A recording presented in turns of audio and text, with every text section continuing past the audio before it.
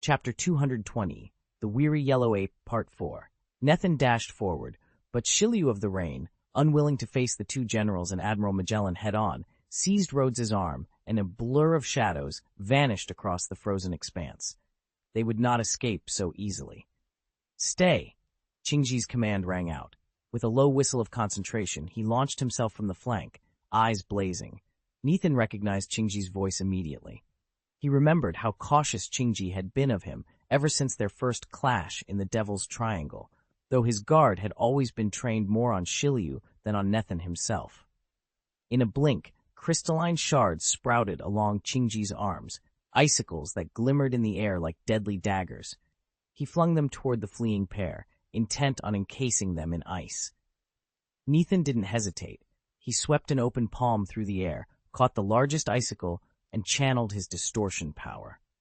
Tear lines of warped space flickered across the frozen spike until, with a thunderous crack, it shattered into a spray of glittering fragments. The ice shards rained harmlessly to the ground, but behind the fragmentation, Shilyu of the Rain was already moving. Sheathed sword in hand, he vaulted over the broken ice, slipping in mid-air past Qingji's stunned form. In the next heartbeat, he reappeared behind the astonished commander. "Ah!" Qingji spun, but Shilyu's blade was already at his throat. The cold steel pressed mercilessly against his skin. Nethan skidded to a halt beside Qingji and whipped around, glaring at Shilyu. Even as he positioned himself to intervene, Rhodes materialized from the swirling frost, drawing his own sword. Magellan's deep voice boomed. "Hold them where they stand." With unnatural speed, the two generals and Magellan closed in, flanking Shilyu and Rhodes. The frozen plain crackled underfoot as power surged from all sides. Qingji, regaining his composure, thrust out his free hand, summoning another volley of ice. Magellan unleashed his poisoned breath, and the generals readied their blades. Nethan squared his shoulders. There would be no easy victory today, but he wouldn't back down. The wind howled across the ice, carrying the tension of the battlefield as two sides braced to clash once more. Qingji barely had time to register Shilyu of Rain's deadly slash before a jagged crack split his torso at the waist. It looked as if he'd been cleaved in two, until his observation haki flared, anticipating the blade's arc. In a shimmer of elemental energy, he slipped out of the way, evading the fatal cut at the last possible moment. No sooner had the air settled than a streak of golden light raced across the battlefield. In the next heartbeat, Kizaru materialized before Nethan in a brilliant flash and drove a pulverizing kick straight into his midsection. Boom! The blow seemingly passed through Nethan like a beam of pure radiance, then hammered into the ice floor.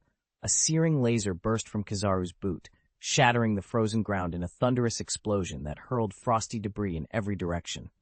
Across the chaos, Huangyuan's eyes went wide. A phantom? No. Observation haki confirms it's real. He muttered in astonishment. Before he could react further, Nethan's form blurred, sliding aside like a wraith, leaving Kizaru's light kick to strike only empty air. Boom! With a guttural roar, Nethan countered, unleashing a devastating punch infused with distortion power. The fist hurtled toward Huangyuan like a collapsing star. Instinctively, Huangyuan crossed his arms and summoned his armament haki, coating his forearms in a black, hardened sheen. But the punch carried too much force. His defenses shattered, and he was sent hurtling downward, crashing into the ice below with a resounding crack. Nethan sprang forward just as Qingji's squad was pressing in on Shilyu of the Rain. "What do you think you're doing?" Qingji shouted in alarm. But his attention snapped to Nethan the moment the young swordsman dropped from above, his boot connecting squarely with Kizaru's hest. Kizaru flew back before he could draw his blade, landing in a spray of dust. His face blanched with irritation. There was no time for jokes now. "Out of the way!"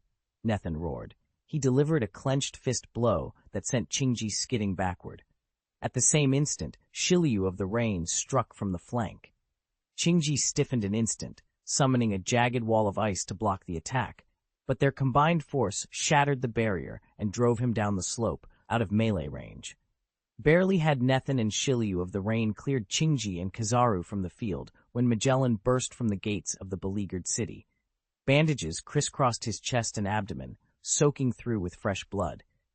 Still, he advanced, every step a struggle. "Poison flow," he rasped, channeling a virulent miasma that hissed across the ground toward Nethan and Shilyu of the Rain. Chinji, regrouping at the bottom of the hill, watched Magellan's approach with sudden worry. The deep gashes on the warden's torso, shaped unmistakably like Shilyu of the Rain's blade, told him one thing. In the years since their last encounter, Shilyu of the Rain had grown far more deadly. Magellan glanced up at Rhodes and Shilyu of the Rain with a haunted look. "I failed to secure the Vanguard city," he admitted, his voice heavy with regret. "But I won't let them both slip away." Chinji nodded. With a powerful leap, she drew the frigid air together into a colossal sphere of ice and hurled it skyward at Rhodes and Shilyu. At the same time, she called back to Kiabu as he burst free of its crystalline shell. "Polusalino, take the ghost hand first." Kizaru frowned. He'd trusted Chinji's instincts before, but this ghost hand business sounded like a misstep. There was no time to argue, however. Rhodes and Shilyu were already pulling back in tandem. The ice orb exploded between them, showering the plaza with shards, and Chinji and Magellan dashed off in pursuit of Shilyu of the Rain, leaving Rhodes momentarily exposed. Kizaru squared off against him alone. "Step aside," he commanded. Nethan studied Kizaru coolly. The dark aura of an overlord flared around him, pinning Kizaru in place. Then, with a mere thought, Nethan warped the space between them. In a heartbeat, he reappeared at Kizaru's left flank and unleashed a sweeping blow that sent the stunned warrior reeling. Nethan's sudden leap to Kizaru's side stunned him. He'd been watching Nethan closely, but never expected him to appear out of thin air at such speed. A heartbeat ago, Nethan had been nowhere near. The next, he stood before Kizaru, eyes blazing with resolve. Before Kizaru could even react, Nethan's fist tore through the air. Kizaru managed a desperate parry, but Nethan's power had grown immeasurably. With a thunderous crack, Kizaru was sent hurtling backward, straight into the ramparts of the forward city. From nearby, Chinji let out a sharp curse. He scrambled to aid the badly wounded Magellan, who was still struggling to his feet after their earlier skirmish. But even as they braced for Nethan's next strike, Kizaru exploded past them again. One devastating blow had been bad enough. A second was unbearable. Chinji's knuckles whitened around his weapon. How could they possibly hold their ground against this? At the same time, Nethan and Shilyu of the Rain pressed the advantage. Their combined onslaught was overwhelming. Chinji and Magellan, already reeling from injury and shock, were caught in the wake of Nethan's assault. With barely a pause, the two defenders were lifted off their feet and flung high into the sky, vanishing into the distance. Because Magellan was critically wounded, he couldn't keep pace, and in the tight corridors of the advancing city, Nethan's poison fruit ability proved devastating, its effects only magnified once the battle spilled outdoors. Chinji found himself powerless to intervene as Nethan and Rain's Shilyu struck in perfect tandem, sending both Magellan and Chinji crashing to the ground.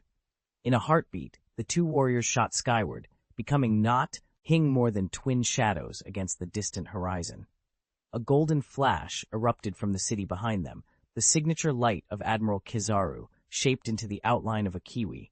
When the radiance faded, all that remained on the scorched earth was Magellan, sprawled and gasping, and Chinji, leaning on his staff in stunned silence. For a long moment, neither spoke.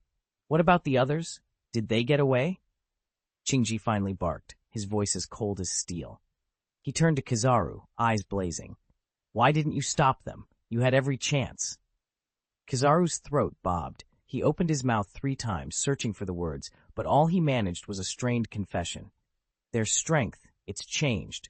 They're stronger than before. Believe me, I tried, and so did Magellan." Chinji whirled on the fallen warden. Magellan's face was pale, sweat and blood trickling from a dozen wounds. He could barely force out a breath, let alone answer. Silence settled over the shattered courtyard, broken only by the distant hum of the advancing city's gears, and the unspoken dread that Nethan and Shilyu had grown far beyond anyone's expectations. Nethan watched in stunned horror as both Rhodes and Shilyu of the Rain collapsed, consciousness snatched away in an instant. The sight drove Magellan into such a blind fury that he, too, slumped over, utterly spent.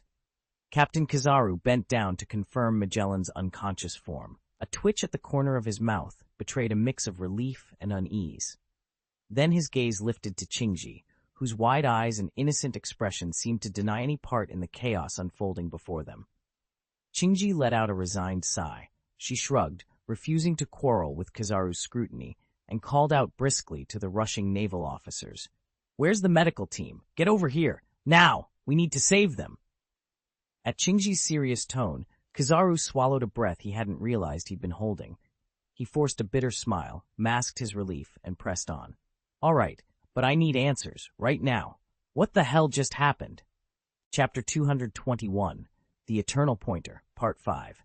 Nethan eased his speed as he realized Qingji and the others were still a fair distance behind. There was no point in shrouding Shiryu of the Rain in twisted gravity. He could rely on his moonstep technique to keep pace. Besides, he was no fragile maiden, but a seasoned warrior. He could manage on his own. Floating a few feet above the ground, Nethan turned to Shiryu. "So, where to next?" Shiryu met his gaze without hesitation. Their last encounter had made it clear he was no match for Nethan. The gap between them was undeniable. Nethan's strength even outstripped that of Qingji and Kizaru. Yet he showed no resentment. Inferior though he was, he knew his place. "When you fetched the sword, I asked you to bring the recording pointer," Nethan reminded him. Shiryu reached into his belt pouch and produced a slender metallic arrow, then tossed it at Nethan. The device spun once in the air before Nethan caught it effortlessly. "A single-use arrow, or a permanent pointer," he murmured, turning it over in his hand. Intricate runes glowed softly along its shaft. He extended his palm. The arrow's tip shone brighter, locking onto a fixed bearing. Instinctively, Nethan recalled the position of the advanced city they just left. As the pointer aligned with that location, the color drained from his face. Something about its direction didn't add up, and Nethan already knew it was bad news. Nethan scowled at the small handheld device clutched in Shiryu of the Rain's palm. "This isn't a permanent tracer, is it? It only leads back to Navy headquarters. Don't you have any other record pointers?" Shiryu shrugged.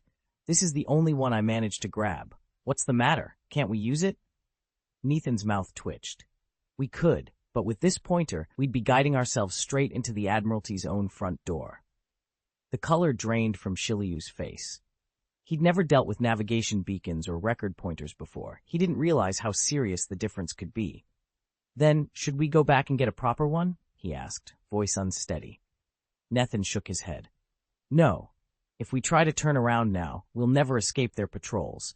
I can handle myself, but you might not be so lucky." Shiryu hesitated, glancing at the door they'd just sealed. Beyond it lay two formidable admirals, any one of whom could ruin them in an instant. "Listen," Nethan went on quietly, "going back to fetch better equipment is one thing, but with only the two of us, we can't afford another delay, or a misstep. We have exactly one shot at this. I say we use the pointer we have and head straight to Navy headquarters right now." Silence fell as Shiryu weighed the risk. Finally, he nodded.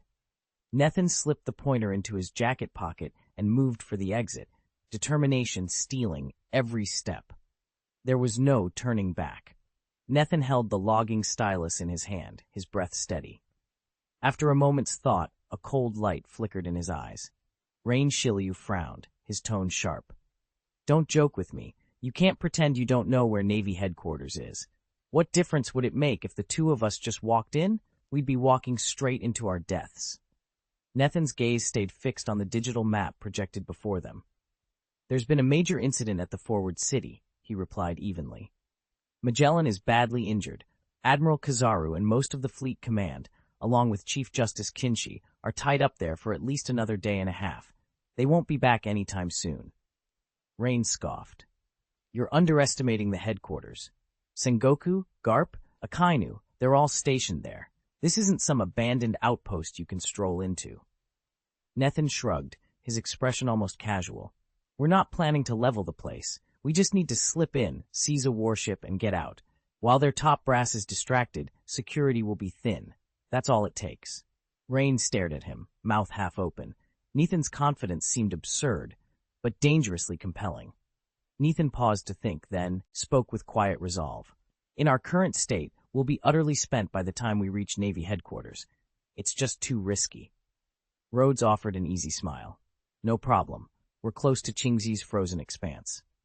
Before Shiliu of the Rain could protest that an ice drift would be far too slow, Nethan swooped down to the glacial surface. With a single, precise swing of his sword, he cleaved off a solid chunk of ice. As if obeying an unspoken command, the ice rose into the air and settled at his feet. This method hardly drains any energy, Nethan explained, stepping onto the floating platform. Shiliu stared in amazement for a moment, then lifted himself onto the ice beside Nethan. He hesitated, brows furrowed, before finally speaking. All right, but don't lock us up again. If we get caught this time, there's no second chance. They execute on the spot. A faint smile curved Nethan's lips as he guided the ice slab through the cold air. Together with Rhodes and Shiliu, he set off toward the imposing silhouette of Navy headquarters, the frozen wind whipping around their unconventional vessel. Marshal Warring States stood at the head of his office's long conference table, listening to the incoming report from the forward city. With every word, his expression grew darker.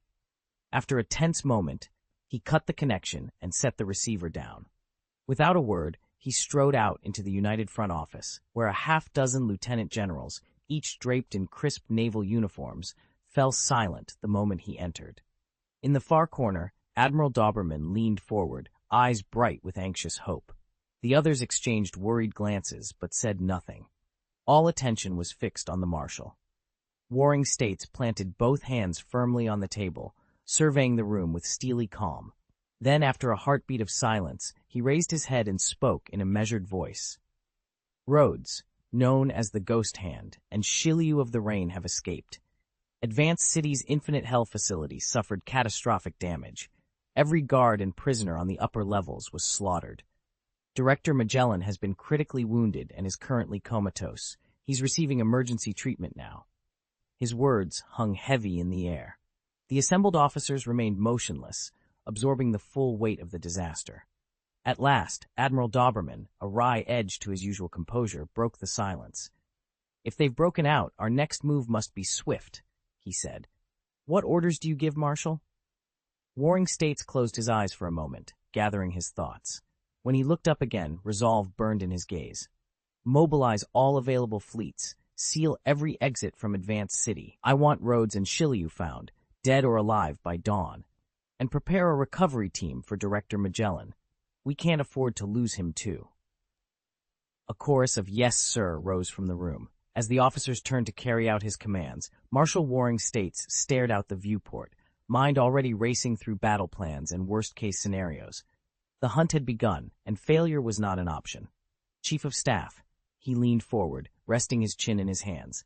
Across from him, the general could only sit in silence. There was no way to force the city gates open.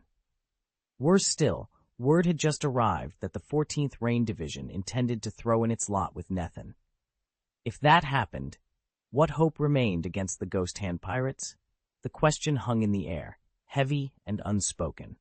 The mood in the Joint Command Office turned even darker. The Ghost Hand should have been eradicated before they ever became a serious threat. A lieutenant general spoke up, voice low with regret. We should have dealt with them ages ago, before Rhodes of the Ghost Hand even set foot on the Grand Route. One by one, other lieutenants murmured agreement, but none of their words eased the tension. Failure loomed, and all wondered who would bear the blame. No one dared to volunteer. Instead, furtive glances shifted toward a lone figure standing in the corner. Lieutenant General Doberman remained motionless, his arms crossed, eyes sharp. Each officer quickly dropped his gaze, unwilling to meet the steady stare in the room's shadowed corner. Nethan felt every eye in the hall burning into him. He dropped his gaze, fists clenching so tightly that his fingernails bit into his palms. He didn't even realize when his expression had twisted into something ugly and feral. Why is this happening? Why am I still trapped and impelled down? Why won't Magellan, nor Admirals Kizaru and Aokiji, let me go free? Why do they keep tormenting me like this? He wanted to scream, to roar his anguish at the heavens, but no sound came. All he could do was stand there, consumed by frustration and fear, as the guards and spectators watched in cold silence. Chapter 222, Stirring Up Trouble at Headquarters. 20 minutes later, Under Rhodes's precise control, the ice shards rocketed toward the naval headquarters at breakneck speed. Shiryu's brow darkened. "You really intend to just crash in like that?" he muttered. Nethan ignored the question. Instead, with an almost teasing tilt of his head, he asked, "When you're in a good mood, do you get arrogant wherever you go?" Shiryu bristled. "Arrogant? Only when I'm satisfied with myself. And since I have the time, why not?" "Perfect," Nethan said evenly. "Then no one will notice us." He snorted. In the same instant, a ripple of twisted light and a low, resonant pulse of sound swept outward, and the ice shards vanished entirely, leaving not the slightest trace in the sky. Unless someone were watching with extraordinary focus, there was nothing to suggest they had ever been there. Navy headquarters loomed ever closer on the horizon. Shiryu of the Rain couldn't deny that Rhodes must have his reasons for steering them here, yet a tight knot of unease settled in his gut. When their vessel slipped into a secluded corner of the harbor, Shiryu's worried expression shifted into something far more inscrutable. What struck him next was the eerie absence of notice. Soldiers and dockhands bustled past as if he and Nethan weren't even there. Of course, it wasn't indifference, it was Rhodes's power at work. He could bend light around them, cloaking their forms in perfect invisibility, and suppress every sound they made. In that strange silence, Shiryu felt disoriented, as though he'd slipped from one reality into another. Beside him, Nethan, formerly known as Ross, spoke in a low, steady voice, walking Shiryu through Rhodes's plan. Rhodes had never aimed to crush Shiryu's spirit outright, he only demanded absolute loyalty. And faced with a man whose strength was matched only by the mystery surrounding him, Shiryu realized his resistance was pointless. He would accept the role of Rhodes's second-in-command. Whether that position would endure, once all the pieces fell into place, remained an open question. But for now, Shiryu bowed his head and pledged his obedience. Shiryu of the Rain had his suspicions all along, but when Nethan spoke, a flicker of genuine fear raced across his mind. Nethan was their new captain now, and the stronger, nay, the more unpredictable, he proved to be, the better. After all, following a weak leader was no option. Shiryu glanced at the row of warships moored in the harbor. "So, your plan is to seize one of those vessels?" Nethan offered a slow, confident nod. "With my time-slip ability, infiltrating the ship's archives and grabbing a data pointer will be child's play." The hint of steel in Nethan's gaze made Shiryu's skin crawl. "But since we're already inside Navy headquarters, you're not thinking of cutting and running, are you? I mean, before we bolt for a ship, shouldn't we reconnoiter?" "Exactly," Nethan said, folding his arms. "We can't just storm out empty-handed. First, I need to probe the heart of this base, see who's in command, how security's arranged, what secrets they're hiding. Then we'll know exactly how to take the fleet." Shiryu's breath caught. "Probe? Headquarters?" His voice cracked. "This is the Navy's nerve center. Sneaking in was reckless enough, but you want to dig around? And what? Then you'll blow the whole place to bits?" He wiped a bead of sweat from his brow. Ever since that prison cell, Nethan's methods had grown more unconventional, to say the least. Shiryu had always assumed the bars had broken him. Instead, they'd only loosened every restraint. Yet as insane as the plan sounded, he couldn't deny its logic. He squared his shoulders. "All right, Captain, what's our first move?" Nethan's grin was all the answer he needed. "Stay here and keep a low profile," Nethan whispered to Shiryu of the Rain. "Let me check things out." He watched Shiryu slip into the shadows, break down the shard of ice, and cast the fragments silently into the sea.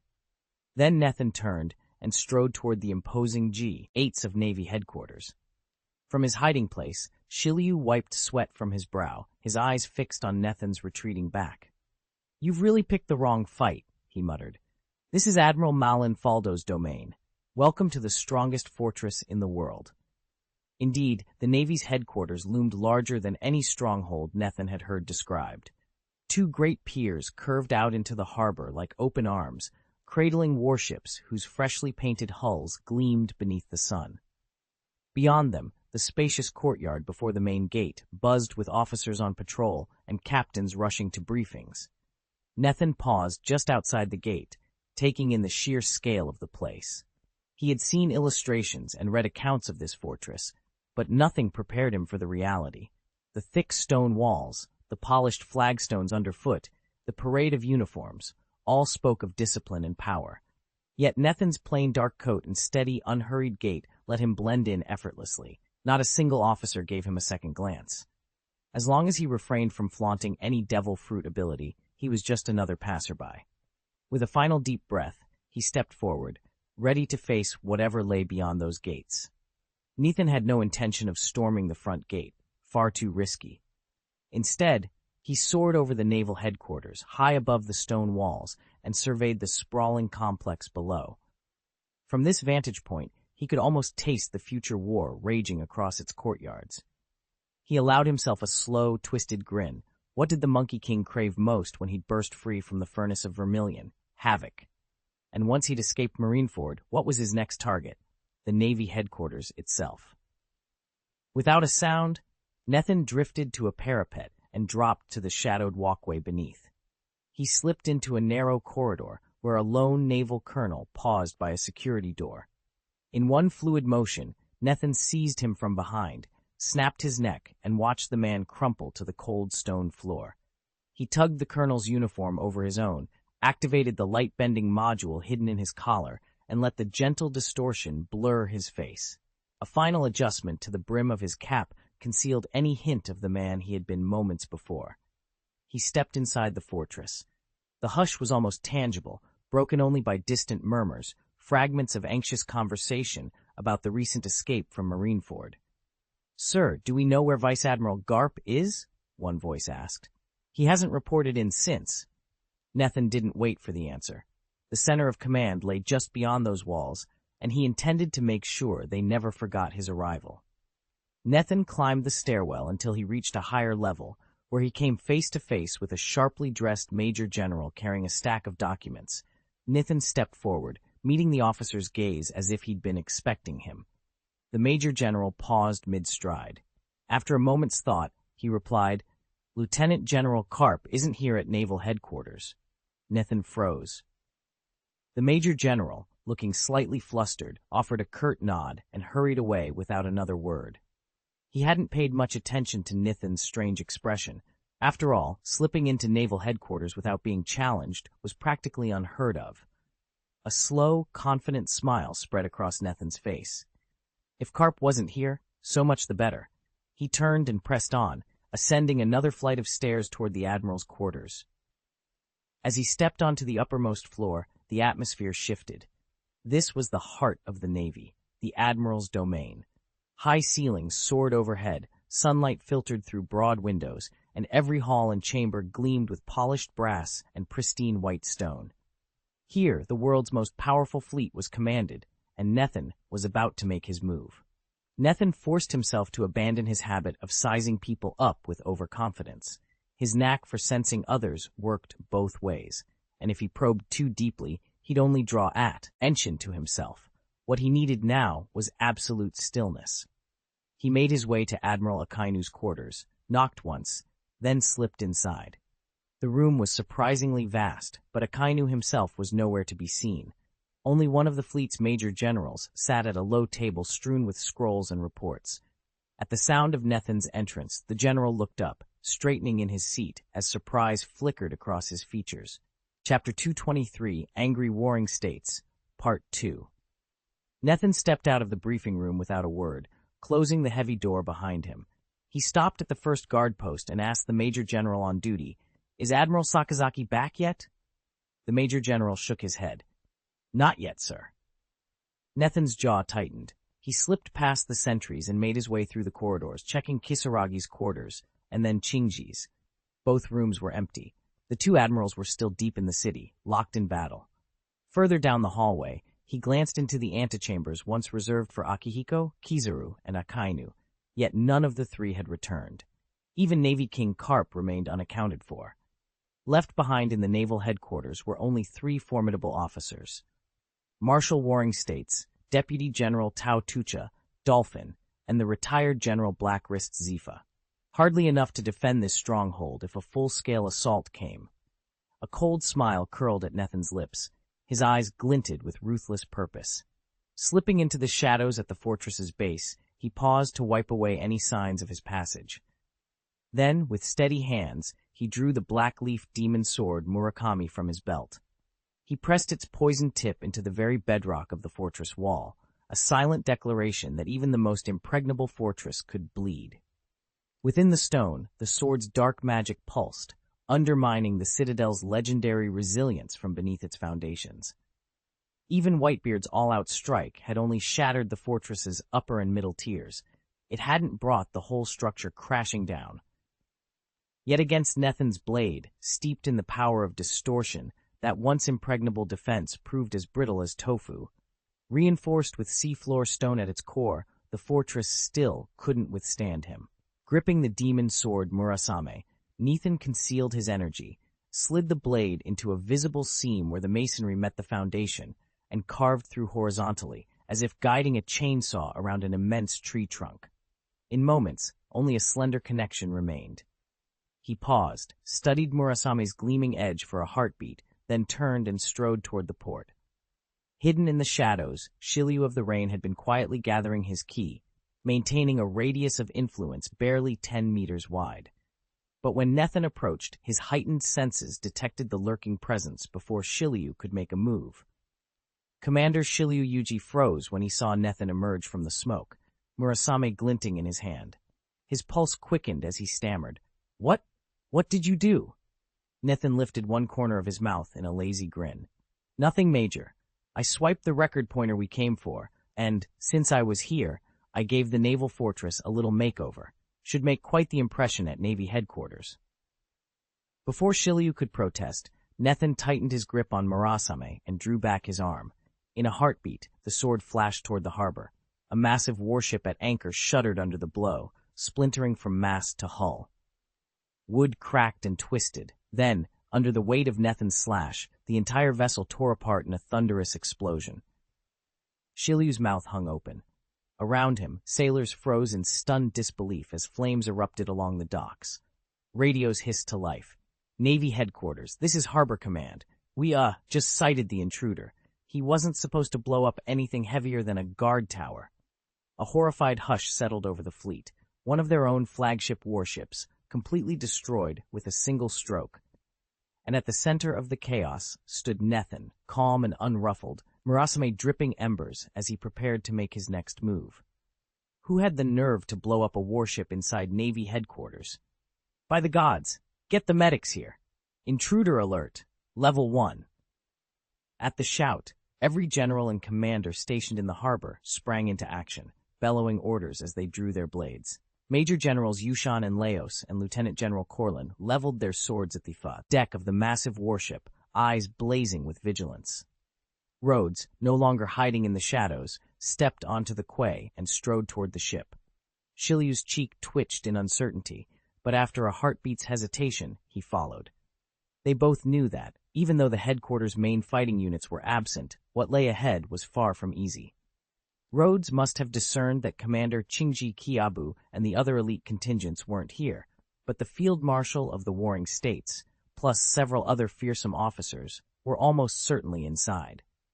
2 men alone against that assembly was virtually a death sentence. "Isn't it dangerous to take on the 4 emperors?"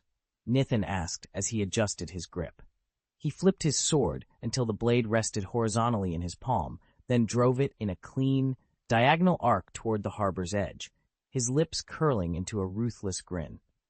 The harbor's ring walls, fashioned from one of the hardest ores in the world, shattered under Nethin's blade, cleaving open a vertical chasm thousands of meters high in the blink of an eye.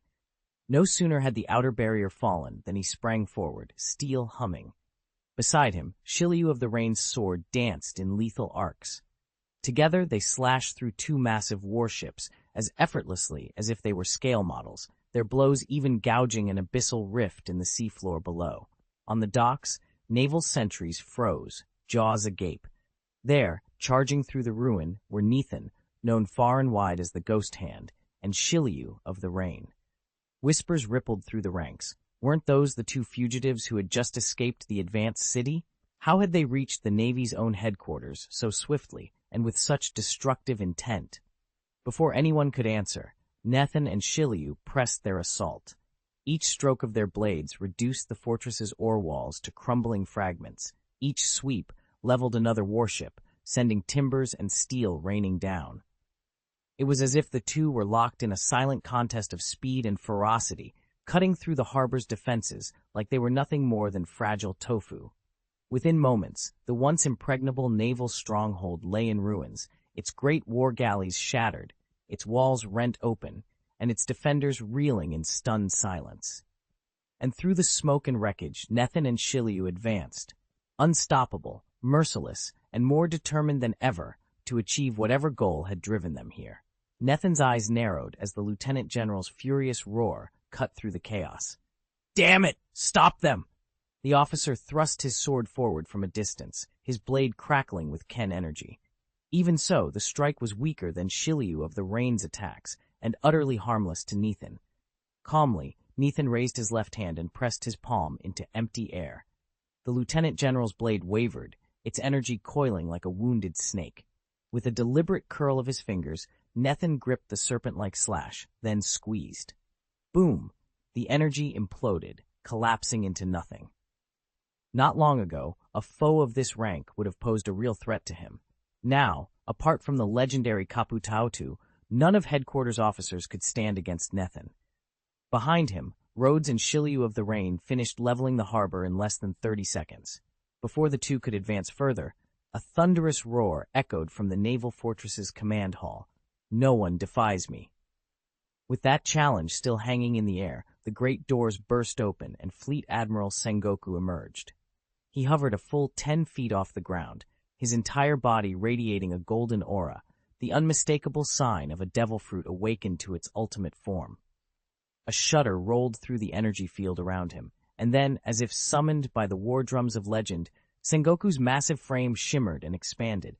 His arms folded in silent meditation. His face bore the serene yet fearsome expression of a colossal Buddha. In that instant, the very air trembled with the Admiral's righteous fury, and the battle was poised to enter a whole new, terrifying phase. He never imagined Nethin would ally himself with Shiryu of the Rain to break out of prison, much less have the gall to escape so brazenly. And now they're planning to strike the Navy headquarters? It's sheer anarchy, outright lawlessness. Chapter 224, Rhodes versus the Warring States 3. A thunderous roar split the air as the Warring States Admiral Karp unleashed his signature technique, the Great Buddha Palm. The resulting shockwave bore down upon Rhodes and the Rain Fleet like a mountain collapsing, obliterating everything in its path. Even the mighty Blackbeard pirates, warriors who once staggered Whitebeard himself, were forced to cough up blood and retreat under the sheer force of that blow.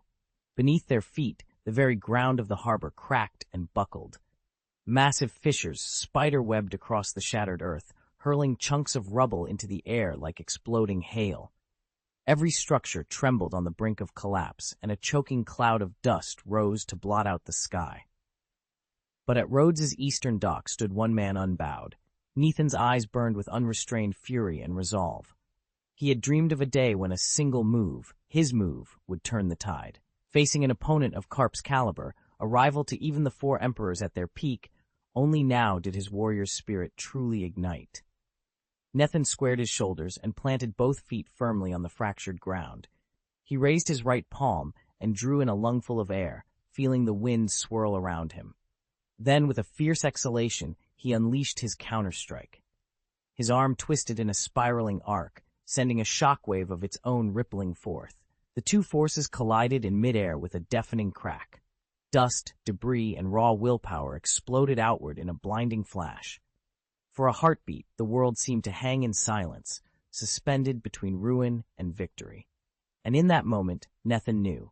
This clash would decide the fate of Rhodes, and perhaps the entire age of piracy itself.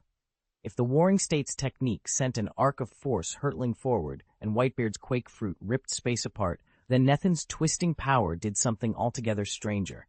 It bent the very fabric of the void into a viscous, semi-transparent web. Light and sound didn't just travel, they slithered and stuttered through the warped air as though reality itself were bleeding. Then came the blast. Boom! The roar was earth-shattering.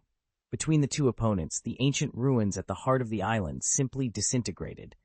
Stone walls sheared away under the savage impact. Outlying bastions were cleaved off, and only a jagged fragment of the central fortress remained standing, its foundations cracked and smoking. Shards of masonry and twisted steel rained outward, carried on the shockwave's furious tail. Yet even in the wake of such devastation, every eye was drawn to the harbor. No one noticed the fortress's trembling silhouette or the hairline fractures spidering across its walls. All attention turned seaward, except Nethan himself. Standing amid the swirling dust at the water's edge, Nethan's twisting field had swallowed the brunt of the strike. When the wind died down, he stepped back just 3 paces, planted his feet, and squared his shoulders. Around him, the air shimmered as the warped space reluctantly snapped back into place.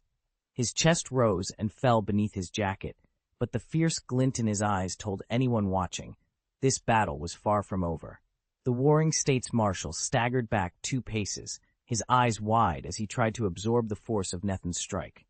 Around him, the lieutenant admirals and major admirals of naval headquarters stood frozen, horror-struck.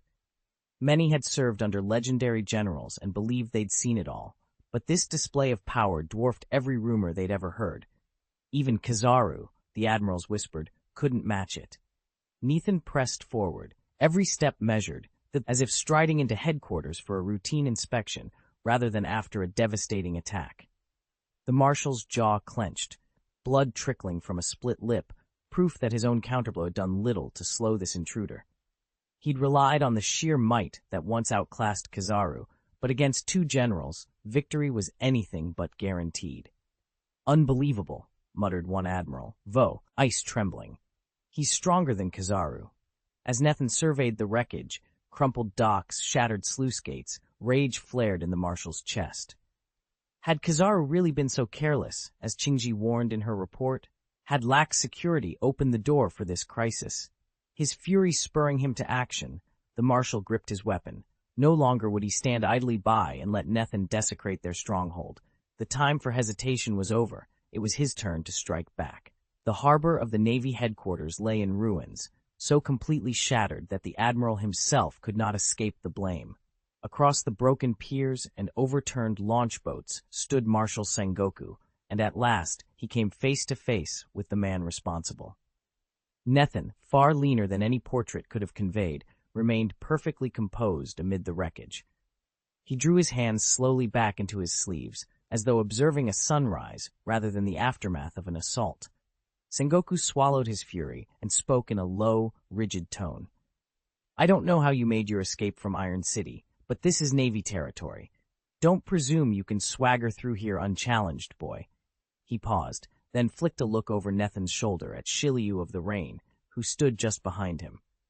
The marshal's eyes narrowed. Shiryu, this is your choice? The esteemed caretaker of the seas has turned pirate?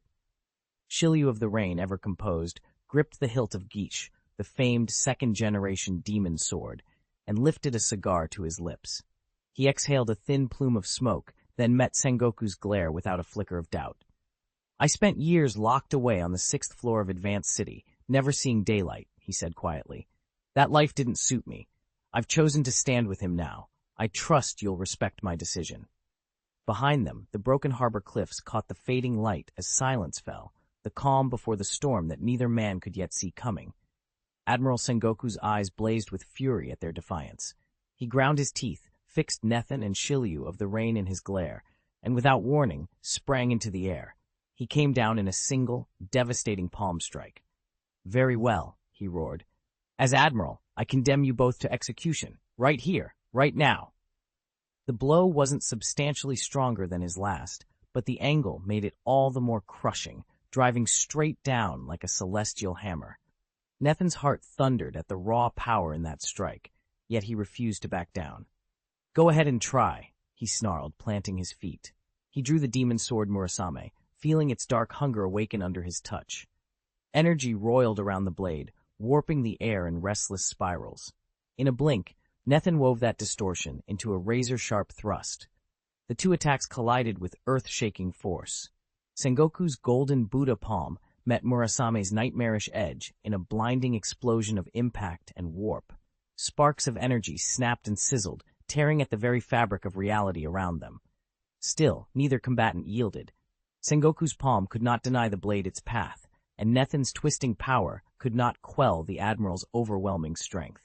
Locked in that savage embrace of clashing energies, they stood stalemated, each blow a testament to their unbreakable wills.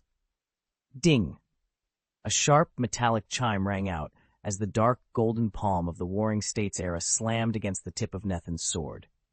In that instant, a titanic shockwave burst forth, fracturing the earth in every direction. Everything gave way, except for the small patch of ground beneath his boots, which split into a web of cracks that fanned outward. Shiryu of the Rain miraculously held his stance, but the nearby lieutenant generals staggered back, cheeks bloodied, while the less experienced soldiers were hurled through the air, tumbling into the sea along with chunks of shattered rock. At last, the aftershocks began to subside. Nethin remained standing atop the ruins, his only firm footing the fractured stone directly beneath him. He kept his sword raised, blade tip pointing skyward, still locked against that dark golden palm. Even after unleashing such a devastating Warring States blow, he could not gain any advantage over Rhodes. With a grunt of frustration, Nethin's legs finally gave out. He plunged more than 10 meters down into the abyss below, proof that even a statue-like stance has its breaking point. Nethin drew his sword back slowly and fixed his gaze on Sengoku. Without flinching, he allowed part of the blow's force to course through his body, focusing the sword's distorting energy on its keen edge. Then he thrust forward, aiming to drive the blade clean through Sengoku's outstretched palm. But Sengoku's defense was overwhelming, unyielding as steel, impenetrable. The sword's edge skidded harmlessly aside. Yet it wasn't the failure to pierce Sengoku's guard that shook the warring lord most.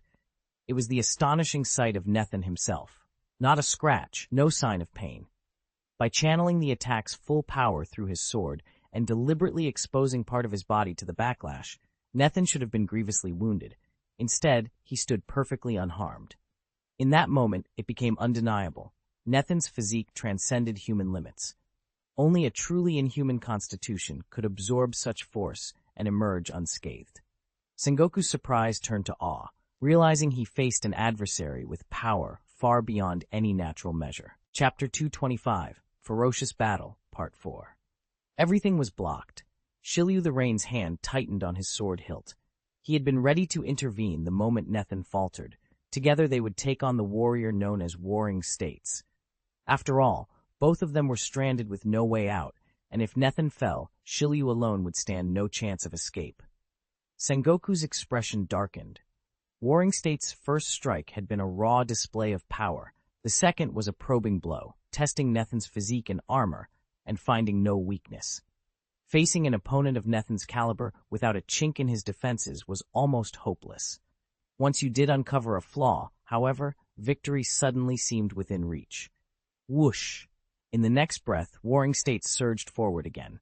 His colossal frame did nothing to slow him. He leapt nearly vertically and drove a palm strike straight at Nethin's chest. This time, he sacrificed some force for unrivaled speed, aiming to exploit any imperfection with a blistering flurry. But Nethin didn't hesitate. The moment Sengoku lunged forward, Nethin's uncanny reflexes locked onto his attack. With a single, fluid step to the left, he vanished from Sengoku's line of sight and reappeared inexplicably on his right flank. Before anyone could register the shift, Nethin's foot arced in a lethal sweep toward Sengoku's lower back. Sengoku's eyes widened in shock. Despite his mastery of the battlefield and his formidable predictive instincts, he couldn't foresee something so bizarre. He barely had time to react. Instinctively, he channeled his full defensive aura into his core. A dark golden sheen rippled across his waist like molten armor. But it wasn't enough. With a thunderous crack, Nethin's kick connected, and Sengoku's body, cocooned in that golden shell, launched like a cannonball into the ruined watchtower behind him. The structure exploded in splinters. From a distance, the naval officers gaped in disbelief. The Warring States Marshal, Sengoku himself, had just been sent flying by what looked like a phantom strike. Silence fell over the field before shock rippled through the ranks. Nethin had done the impossible. The moment the watchtower's stone walls exploded outward, the air shuddered with raw force. Sengoku stood firm, his body uninjured, but his face twisted with frustration. He still couldn't fathom how Nethin had moved so impossibly fast. In just 3 strikes, Nethan had revealed a level of power Sengoku's intelligence reports had never predicted. Devastating offense, blinding speed, impervious defense, unshakable stamina, and an unbeatable presence. There wasn't a single flaw to exploit. It was maddening. Sengoku reminded himself that, given Nethan's capabilities, he could easily have become an asset to the Navy. Instead, the man had defected to their enemies. The thought of such wasted potential made Sengoku's teeth grit. But there was no time for regrets. Malenford was on the verge of ruin, and if Nethan escaped, the entire Navy's reputation would be trampled. He had to stop him here. With a roar, Sengoku lunged at Nethan again. The impact rattled the ground, shockwaves rippling outward. Boom! The clash of their powers lit up the courtyard. Boom! Stone and dust flew in every direction. Boom! And still they fought on, their duel shaking the very foundations of the watchtower. Nethan planted his feet firmly on the trembling pier as the entire harbor shook and waves thundered against the wooden pilings. Across the crowded deck, Rain Shiryu, long coat whipping behind him, grinned at Nethan's steadfast defense.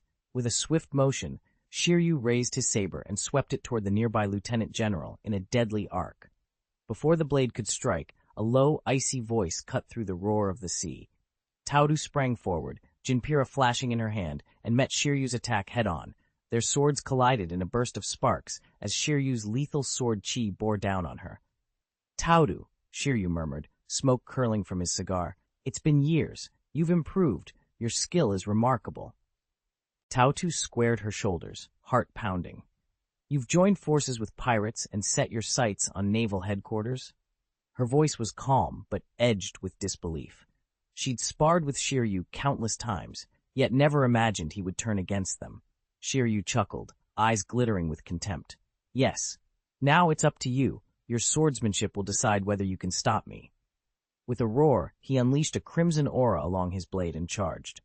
Taoru braced herself, raising Jinpira to defend the navy she had sworn to protect, knowing this clash could change everything. As the recognized top swordsman of his order, Taoru never let down his guard.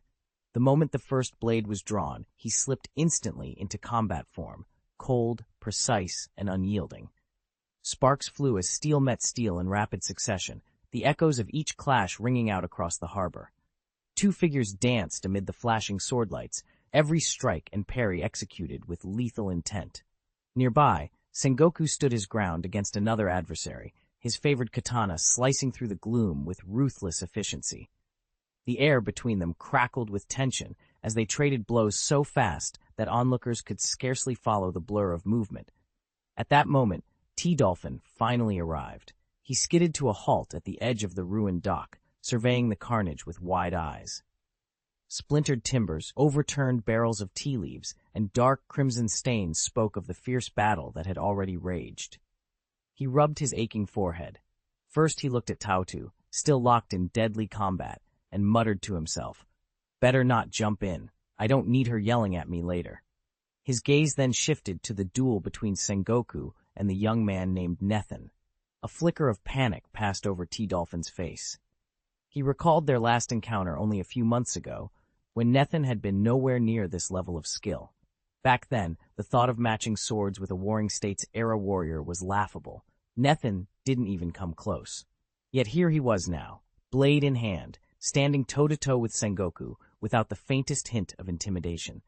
In just a few short months, Nethan's progress had skyrocketed to the point of the truly unbelievable. T-Dolphin exhaled, half in awe, half in dread.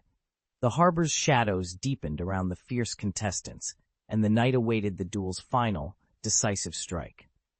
You should know that Rhodes has been locked away in infinite hell for the past few months. Whispers hint that he may have suddenly grown far stronger in that prison.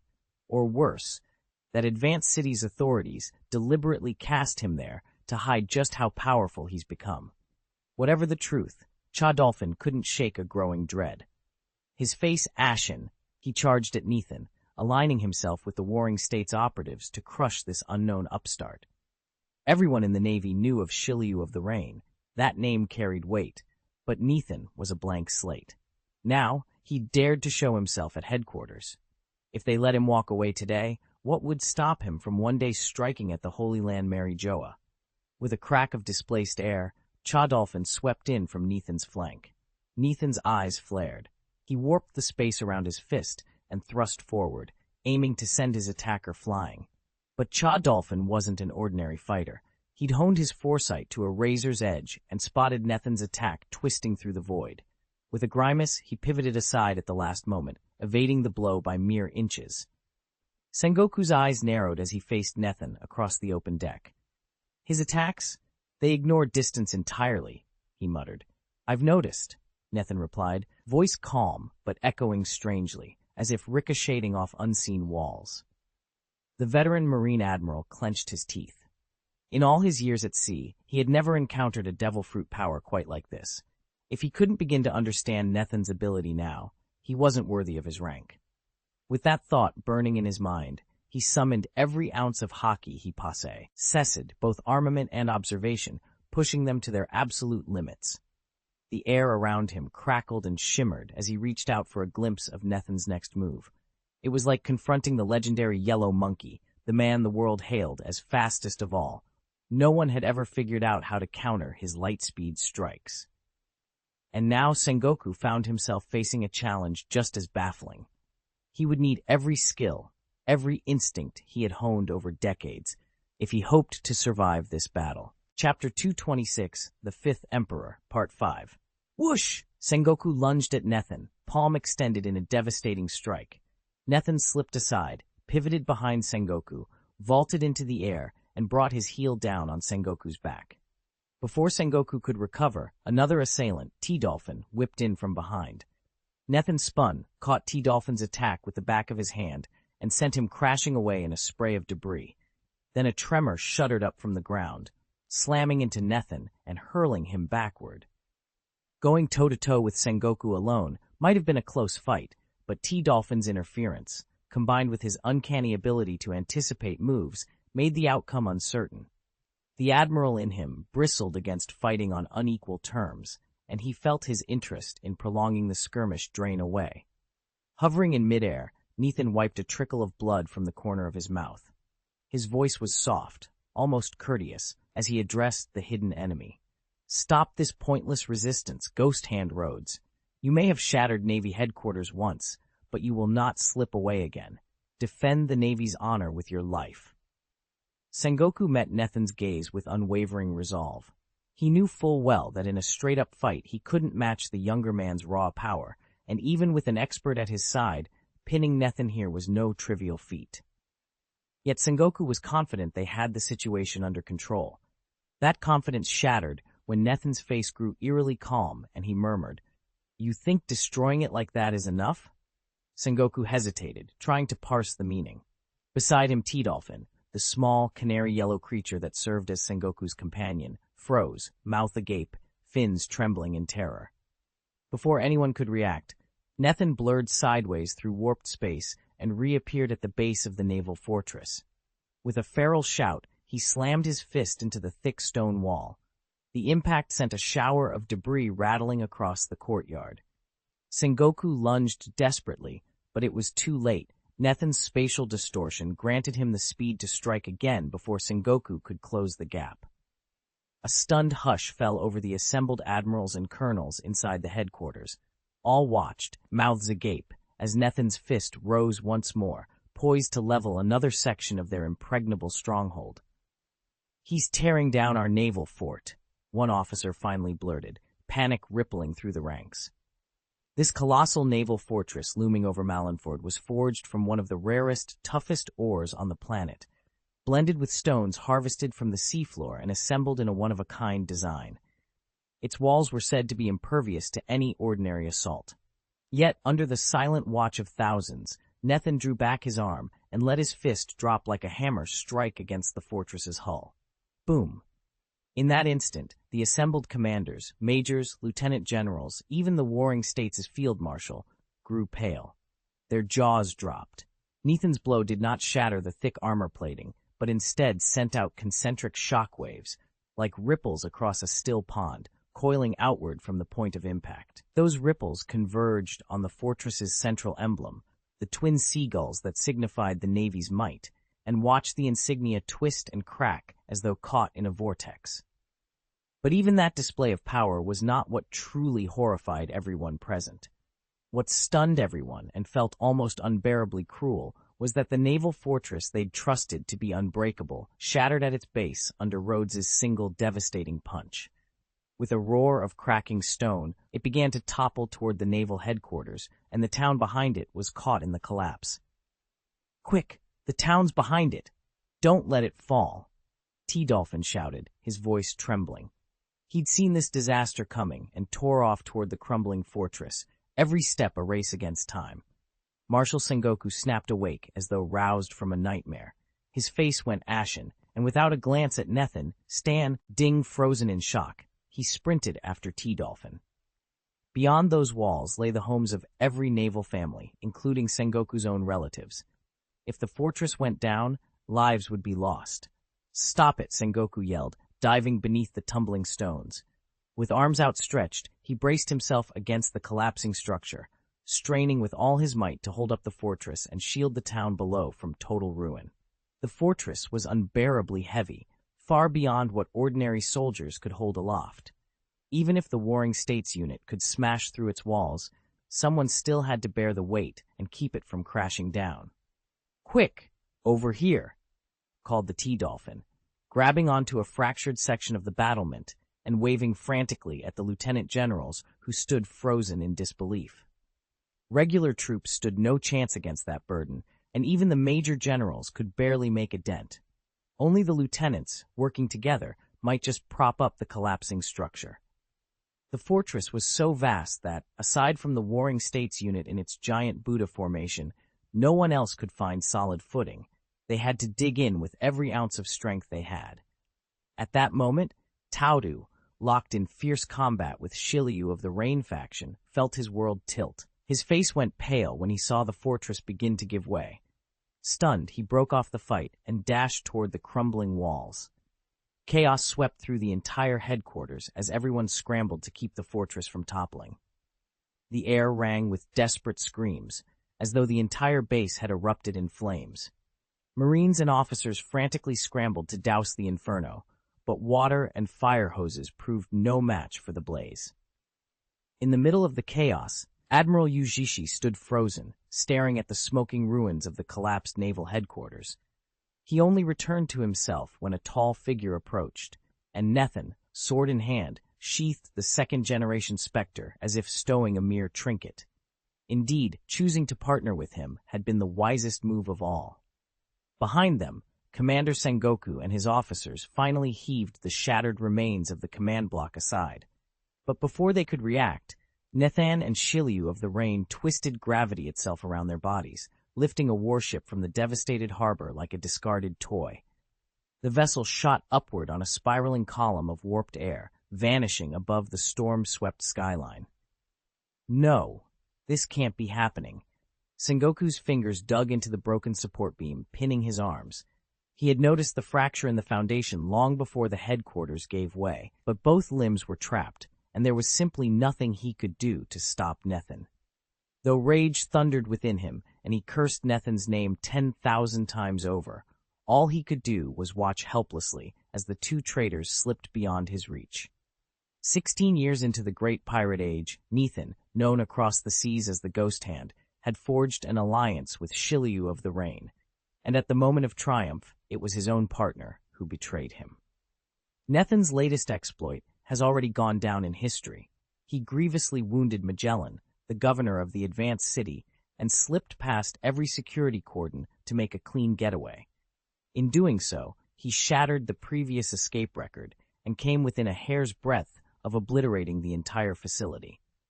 Less than half an hour after that daring breakout, Ghost Hand Rhodes and Shiryu of the Rain stormed the naval headquarters at Marineford. They tore through the harbor defenses, reduced the fortress to rubble, and vanished before reinforcements could arrive. 3 days later, the world government has put a staggering price on their heads: 1.7 billion berries for Ghost Hand Rhodes, and 1.1 billion for Shiryu of the Rain. News of the bounties has rippled across every ocean, each broadcast echoing the same astonished refrain. When everyone assumed he was finished in the advanced city, he not only slipped away unharmed, but proceeded straight to Marineford and demolished it. Then he walked out as if it were nothing. There can be no doubt, the fifth Emperor of the Sea has arrived. The world now trembles beneath the name Ghost Hand Rhodes. Chapter 227, Final Form, First Update, The New World. Somewhere in an uncharted sea, a naval warship steamed steadily through the waves. It was the very ship that Nethin and Shiliu Rain had seized from naval headquarters. Using Nethin's dimension traverse ability, they'd slipped straight from the Red Earth continent into these waters. For now, they planned only to lie low and regroup. Nethin stood at the ship's rail, staring at the dark silhouette of an island creeping into view on the horizon. He glanced down at the chronometer on his wrist, its soft ticking the only sound above the hum of the engines. Beside him, Shiliu Rain surveyed the same looming landmass. "Think your men can rendezvous here?" Shiliu asked. "Or will the Navy and government forces beat them to it?" "Don't worry," Nethin replied evenly. "They can't contact us directly, but they have my life card. And by now, news of our jailbreak must have spread across the Red Earth. Everyone will know exactly where to search." Shiliu Rain flicked open a slim metal matchbox and struck a match against its edge. The flame sprang to life, briefly illuminating his sharp features. He lit the cigar, clenched between his lips, drew in a deep breath, then exhaled a curl of smoke. "So what's the next move?" he asked. Nethin turned from the rail, strode to a deck chair, and dropped into it as the ship gently pitched beneath him. He folded his hands behind his head and closed his eyes. "I'm still working on that," he admitted. Shiliu of the Rain's decision to join the Ghost Hand pirates gave their crew a sudden surge in strength, but even with his power, they still trailed behind the four emperors. Shiliu alone could match the emperor's top lieutenants, the three disasters, and the supreme generals. Among his new allies, only Hireding shared that caliber of true heavyweight. Together, those two could hold their ground against an emperor in single combat, but the rest of the fleet simply wasn't strong enough to break through an emperor's forces. If they could recruit just one more fighter at the level of the three disasters, the Ghost Hand pirates might finally rival the emperor's armadas, save for Whitebeard himself, whose very name inspires dread across the seas. Shortly after their daring raid on the marine headquarters, Nethin slipped away from the smoldering ruins and received an unexpected bonus: 100 points of talent proficiency. He hadn't bested any admirals, let alone the fleet admiral, but the talent system clearly recognized the significance of leveling such a formidable stronghold. In its eyes, the destruction of the naval base was more than enough to merit the reward. Nethin paused to think, then assigned 20 more proficiency points to his Twisted Fruit technique, pushing its mastery level past the 700-point mark. To his surprise, the twisting power in Rhodes did not skyrocket as it had at lower thresholds. Once you exceed 600 proficiency, improvements begin to taper off. From 500 to 600 points, his twisting power had nearly tripled. From 600 to 700, it didn't even double. Even so, given Nethin's current strength, a 10% boost was still formidable, like extending the effective range of an ability from 5,000 meters to 6,000, rather than from 100 to 300. With 80 talent points left to allocate, he hesitated for only a moment before channeling them all into agility enhancement. As expected, the change was immediate. Nethin felt his reflexes sharpen and his movements grow more fluid, readying him for whatever challenge lay ahead. Nethin's newfound agility didn't just make him faster, it sharpened every facet of his movement. He could now condense and unleash his twisting force almost instantaneously, even bending space more quickly than before. In certain situations, this spatial distortion let him outpace Kizaru, but in a straight-up brawl, his raw speed still lagged behind the likes of Carp, Kaido, and other top-tier fighters, let alone the speed of the Yellow Monkey. Moreover, activating Twisted Space itself requires a moment of focus.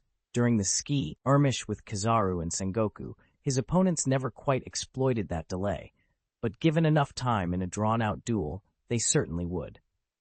Nethin knew that true mastery demanded both lightning-quick reflexes and razor-fast spatial warping. After some consideration, he decided to devote all 80 of his talent points to enhancing his agility. With every ounce of his ability poured into speed, he would perfect the seamless fusion of movement and space bending and ensure that no adversary could ever catch him off guard. Nethan stared at the readout hovering in his vision. Agility enhancement, 3 in 8,500. Physical enhancement, 500. Spirituality, 0. Toughness, 200. Earth affinity, 50. His heart quickened. With just 120 points more in agility, his neural reaction time would outstrip even Kizaru's lightspeed reflexes. Combined with his spatial warp ability, he'd leave Kiwi in the dust. If he maxed out his earth affinity and permeated his haki through every fiber of his body, his defense would come close to Kaido's legendary resilience. And once his Devil Fruit's twisting power reached its peak, even without triggering the time distortion effect, he'd wield raw strength to rival a prime Whitebeard. Speed that eclipsed Kiabu, strength surpassing Whitebeard, durability matching Kaido, and the foresight of Conqueror's haki, Nethan could almost taste his final form.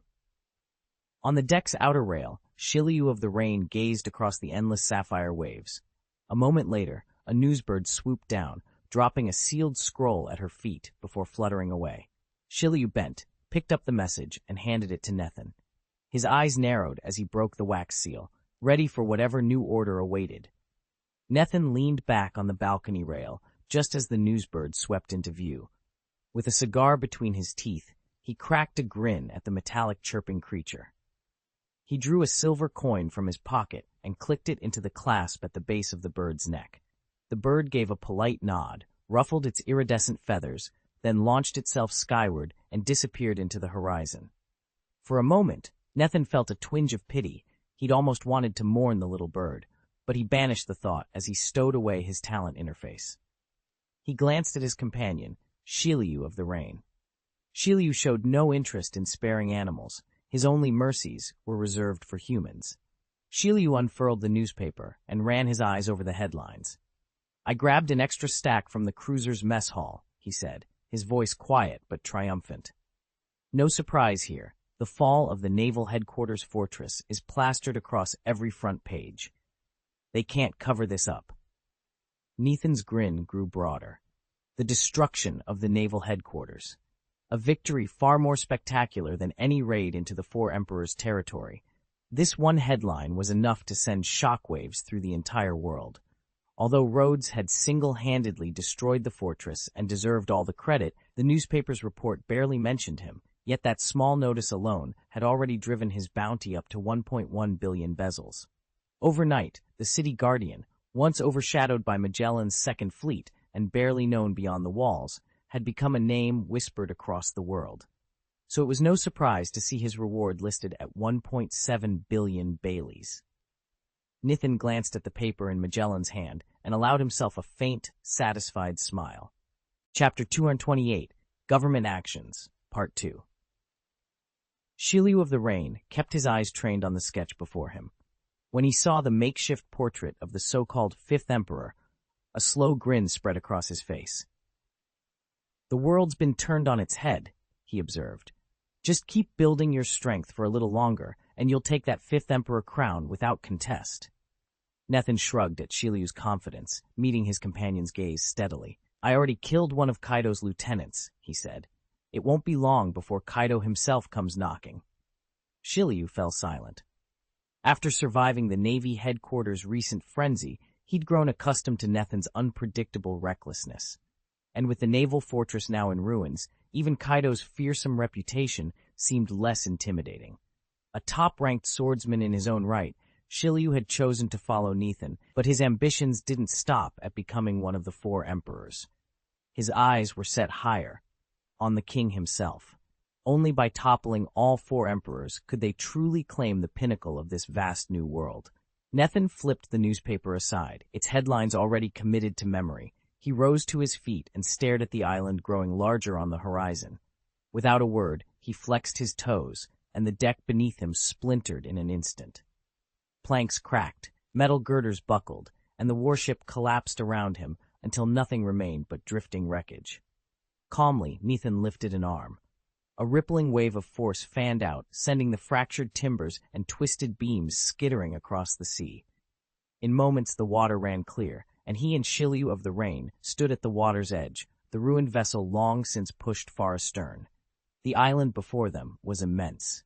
Its coastline was wild and empty, but farther inland gleamed soaring towers and bustling streets, either a sovereign realm or one of the four emperors' territories. Yet Nethen and Shilyu had no fear of discovery. Between Rhodes's clandestine network and Shilyu's mastery of stealth, they could slip ashore unnoticed. Together, they set off toward the towering gates, each step bringing them closer to the confrontation that had been inevitable from the moment the news first appeared in their hands. Nethen paused at the corner of a shattered alleyway, listening to the distant clash of metal on metal. To confront those two dangerous figures out there, he would need at least 3 general-level fighters on his side. Even if such reinforcements existed, they'd be tied up here in Advanced City or at Navy headquarters, both still scrambling to repair their crippled defenses after the last assault. When the center cannot hold, the edge grows ever more perilous. In a world like this, the weak are always prey. He and Shilyu, called the Rain for her uncanny timing in battle, stepped over cracked pavement into the slums that ringed the island's outskirts. A group of street toughs had cornered a ragged man against a graffiti-scrawled wall. Nethen watched in silence as the thugs rained blows on him. The victim coughed, spat blood, and crumpled to the ground. After a few final kicks, the attackers sauntered off, leaving him lying motionless. Passers-by slowed, but kept their distance. Fear of reprisal was stronger than any urge to help. Shilyu's voice was soft yet edged with steel as she spoke beside him. This is precisely why we can't afford to stay weak. Together they strolled forward. Though no one here knew their names or ranks, the pair's calm confidence was enough. The thugs and onlookers instinctively parted before them, huddling to the side in silent acknowledgement that Nethen and the Rain were forces not to be trifled with. Nethen shifted his shoulders, adopting an air of casual indifference. "That's why you have to be strong," Rain said with a wry smile. He didn't bother visiting the murderer's quarters or seeking out the destitute. Instead, he led Nethen across the street and slipped into the heart of the slum. They threaded their way through narrow alleys until the squalor gave way to a more respectable neighborhood.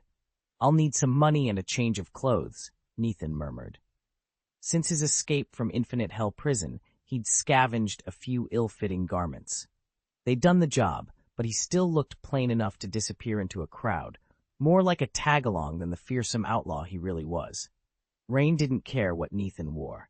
Back in prison, neither of them had been forced into a uniform. They'd kept their own rags the entire time.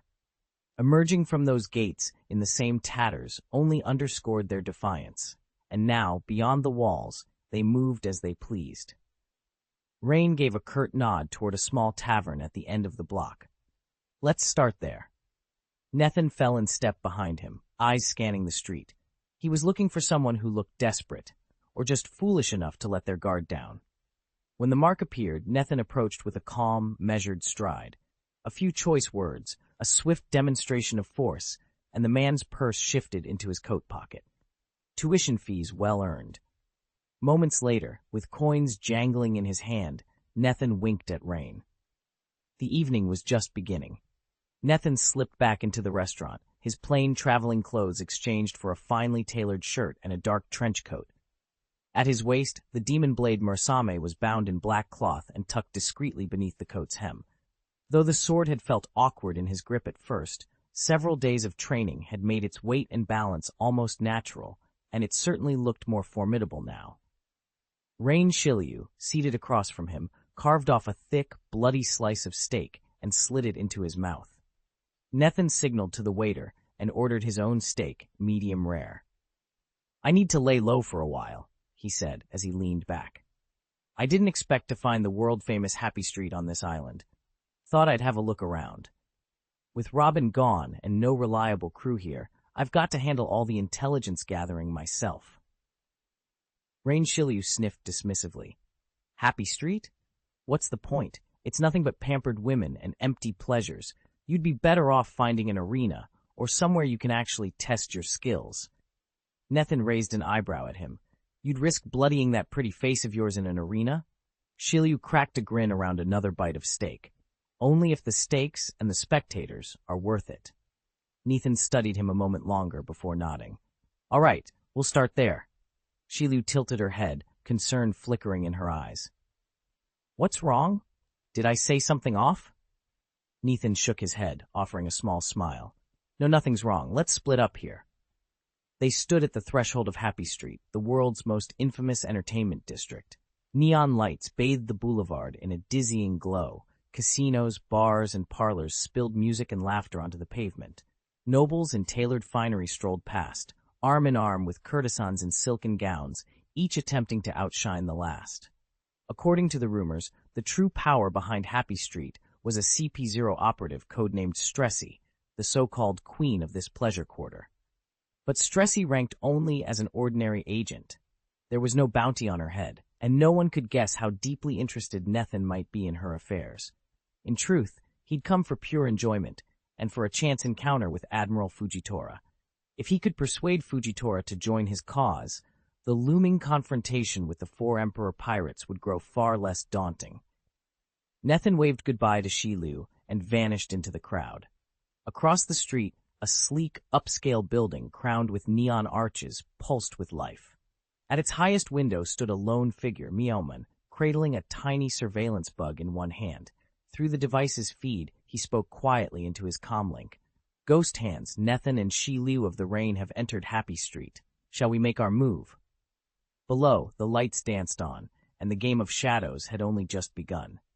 Handling them now, demand, 'tis a long-range strategy, came the low voice of one of the 5 old stars through the bugged line. But use any means necessary. Understood? Stacy gave a quiet nod and cut the transmission. In his private office at the very pinnacle of the world government, Admiral Wu Laoxing sat slumped behind his desk, frustration etched across his features. He had been certain that once Advanced City fell, Rhodes would be neutralized, and he could finally breathe easy.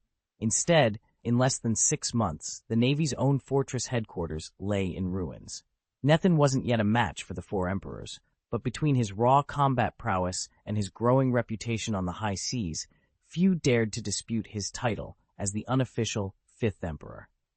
This was the exact scenario the 5 old stars had feared from the outset. With Marineford and Advanced City Prison still undergoing repair, striking against Ghost Hand and Villa Shilyu would require mobilizing at least 2 full fleet squadrons. Was now the right moment to launch such an operation? Wu Laoxing hesitated only for a heartbeat. Doubt or no doubt, the orders would go out. A tense silence filled the Admiralty chamber. Finally, one of the 5 elders spoke, his voice heavy with displeasure. Compared to Whitebeard and Beast Kaido, Ghost Hand Rhodes poses the greatest danger. I'd sooner let the other 4 emperors continue unchecked than allow Rhodes to rise any further. Whitebeard never makes trouble for the world government, and Kaido rarely stirs conflict with the Navy. But Rhodes is different. His actions at Dressrosa, and especially the riot at HQ after his prison break, demonstrate that he threatens us both in sheer power and in the ideals he inspires. Another elder nodded in agreement. And look at his alliance with Shilyu of the Rain. Severing that partnership won't be easy. They already dared provoke Kaido. With Kaido's temperament, he won't overlook the insult. The first elder leaned forward. We can't rely on Kaido alone to settle this score. We must send word to him, alert him to our intentions, and simultaneously dispatch our own fleets. Only then can we corral Rhodes before he grows beyond our control. The 5 elders exchanged resolute glances. With a collective nod, they finalized their strategy, transforming their deliberations into direct orders that would soon echo across the Grand Line. Chapter 229, CP0 Stacy, Part 3. The central hall of Happy Street was the very definition of decadence. Plush sofas upholstered in deep burgundy lined the walls, each paired with polished mahogany tables. At the far end, an elegant stage bathed in warm light hosted one exquisite performance after another. Only the wealthiest nobles or most influential merchants ever gained admission here, and once inside, they could indulge any amusement their hearts desired. In a secluded corner, Nethan reclined on a sumptuous sofa, a half-empty glass of crimson wine balanced casually in his hand. He lounged with the air of a man who had seen far stranger sights than the lithe dancers swirling across the stage. Yet even he found the spectacle mesmerizing, the flicker of silk and sequins reflecting in his thoughtful gaze. A soft click of heels on marble drew his attention to the entrance of his alcove. A woman stepped forward, her presence commanding even in the haze of lamplight and perfumed air. She wore a crisp white fedora tilted at just the right angle to shadow her eyes, and a tailored suit that whispered wealth and power with every movement. "Nethan, I didn't expect to find you here," she said, her voice smooth as aged whiskey. She slides onto the sofa opposite him, folding one leg over the other, her lips curved into a knowing smile. "But then again, it would be a shame to miss you." Nethan's gaze sharpened. In that single glance, he recognized her unmistakable aura. Stacy, the celebrated queen of Happy Street. But behind that glamorous public persona lurked something far more formidable, the world government's elite intelligence force, CP0, and she was one of its highest-ranking operatives. He raised his glass in a casual salute. "Stacy," he replied, "your timing is as impeccable as always." A low laugh rumbled from her chest. "Then let's not waste a moment," she murmured, leaning forward. As the dancers pirouetted in the golden spotlight, the true game was just beginning. As a covert branch of the world government, CP0 wields enough power to protect the Tianlong people, and its reach extends deep into the criminal underworld, making it an organization of dizzying scale.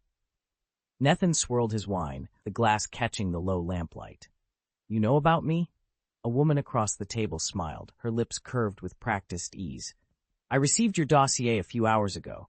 No one expected you to emerge from hiding and pull off something that's seismic. Even the 4 emperors will tremble."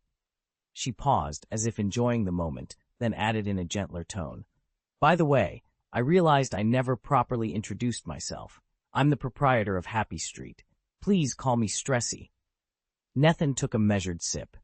He had a clear schedule at the moment, and indulging this undercover CP Nero agent sounded like a diversion worth pursuing. "That's quite the title," he remarked coolly. Stressy pursed her lips, letting out a soft aristocratic laugh. Nothing about her poised demeanor hinted at her true nature as a CP operative. "I can't abide the word disrespect," she said, her expression shifting to one of sincere deference. "You are now the 5th emperor of the New World. It is my honor to stand before you." With a graceful turn, she glanced at the stage behind Nethan. A dancer was winding through a cascade of colored lights. "That's Ruth," Stressy explained, nodding toward the performer. "She's one of our trump cards. What do you think?" Nethan's eyes never left the stage. The dancer, Ruth, had long, platinum blonde hair and skin so pale it seemed to glow under the spotlights like some elven princess. Her top was little more than a whisper of fabric, strategically draped to cover only what was necessary, and every movement she made was sensual, precise, and utterly captivating. "How many points would you give her?" Stacy asked, leaning in beside him. Nethan watched Ruth finish her routine, then gave a slow nod. 87 points. Stacy's lips curved into a knowing smile. "As I thought, Mr. Nethan, you've got a discerning eye. Tie 7 is respectable, but not quite perfection. The last 13 points are the hardest to earn." He glanced at her, his expression unreadable for a moment. Stacy felt a flicker of curiosity, but decided not to press. She simply returned his look with a light, accommodating smile. A few beats of music later, Stacy turned her gaze back to Ruth. "I wasn't expecting you tonight," she said, addressing the dancer. "I didn't have time to arrange a special number for you, but feel free to pick any girl on this floor. No charge." "Oh?" Nethan tilted his head toward Stacy, surprise in his eyes. "So you're offering me a complimentary performance, too?" Stacy laughed softly and rested her hand on her chin. "There are plenty of young beauties here," she teased. "Don't set your sights on an old-timer like me." Stacy noticed that Nethan's glass had gone empty. Her eyes flickered, and she discreetly waved to a nearby attendant. Within moments, the waiter set 2 slender wine glasses on the low table between them, each brimming with the tavern's signature crimson vintage. "My personal favorite," Stacy said, lifting one glass and offering it to Nethan. "You have to try it." Nethan picked up the glass in front of him, brought it to his nose, and inhaled. He nodded slowly. "Not bad." Just as Stacy leaned forward, expecting him to sip, Nethan set his own glass down. In one fluid motion, he reached for Stacy's untouched pour. "This one smells even better," he murmured. As long as you like it, Stacy replied coolly, though her composure was only half its usual steel. Nethan placed the second glass on the table, then leaned in, a playful spark in his eyes. He rested his fingertip beneath Stacy's chin. Our little performance is nearly at its curtain call, he whispered. So tell me, who have you got working for you in CP0? What's your next move? The name hit Stacy like a slap. She forced a calm smile. CP0? That's the government's top intelligence agency. Why would? The question trailed off on her lips, but the look in Nethan's eyes told her he already knew more than she'd ever admitted. Nethan's lips curved into a faint smile as he surveyed the tense hall. Even with all my intelligence channels, he murmured, how could I ever be sure what they're up to? Without warning, he stepped forward and captured Stressy's slender neck between his fingers. For a moment, Stressy tried to stiffen, only to realize, in a sudden flash of clarity, that no amount of struggling would matter against someone of Lord Stacy's power. She swallowed her instinct to resist and stood rigidly still. Lord Stacy, what are you doing? A voice rang out, and the entire assembly erupted into worried whispers. But Nethan remained unfazed. He pressed just a little harder, watching the flush rise to Stressy's cheeks as her white skin tightened under his grip. Despite the hall's growing panic, Stressy offered only wide, pleading eyes. The sight made Nethan chuckle softly to himself. If he hadn't already memorized every twist of this plot, he'd swear his memory was playing tricks on him. He let his fingers linger on her throat a heartbeat longer before releasing her. Tilting his head, he studied her with mock severity. You're awfully patient, he said quietly. Very well, let's see how much longer you can endure this. Nethan's presence dominated the great hall. With a single thought, he banished the Overlord's crushing arrogance, and in that instant, every whispered conversation, every raised blade, every gleeful laugh froze midair. One by one, nobles and guards alike collapsed to the marble floor, unconscious. Amid the stunned silence, Lady Stacy stood trembling. Before she could blink, Nethan's fingers shot out, seizing her collar with iron strength. In a single, brutal tug, the front of her white bodice ripped away like paper. Please, don't. Stacy gasped, clutching at the tatters against her chest. Her voice quivered, panic widening her eyes, but she made no move to call on hidden wards or summon a blade. The hall around them lay silent, void of any aid. Rising from the velvet settee, Nethan met her terrified gaze with cold calm. He stepped around the low coffee table, each footfall sharp against the polished floor, giving her nowhere to flee. Stacy backed away, her hands pressed to her shredded gown, but Nethan advanced steadily, expression unreadable. At last, he drove her into the ornate wall, its gilded carvings pressing into her shoulders. He leaned forward, palm against the cold stone, trapping her between his imposing frame and the lifeless crowd at their feet. The flicker of candlelight danced across his face, and in that charged hush Stacy realized there would be no rescue, only his unyielding will. Chapter 230, Encounter Again, Part 4. Just as Nethan was about to move, a sudden clatter at the window froze him in place. Moonlight spilled through the shattered pane, illuminating a lone figure crouched on the sill. He wore a yellow leather coat that gleamed like tarnished gold, and his dark eyes swept past Stacy to lock onto Nethan with undisguised surprise.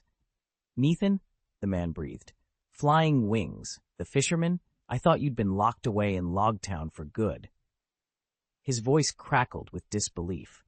Nethan's memory flashed back to the Chambord Islands when they first crossed paths, the reckless duel, the scuffle in the alley, and the whispered rumors that followed.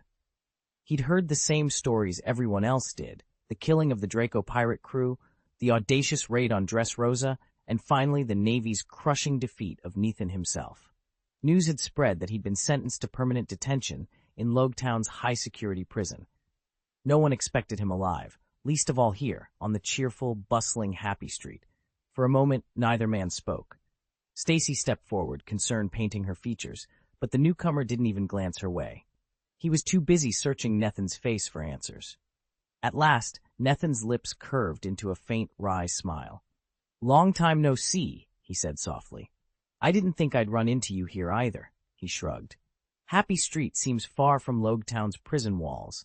I see you found your way out too. Have I interrupted something? The fisherman's astonishment melted into a grudging grin.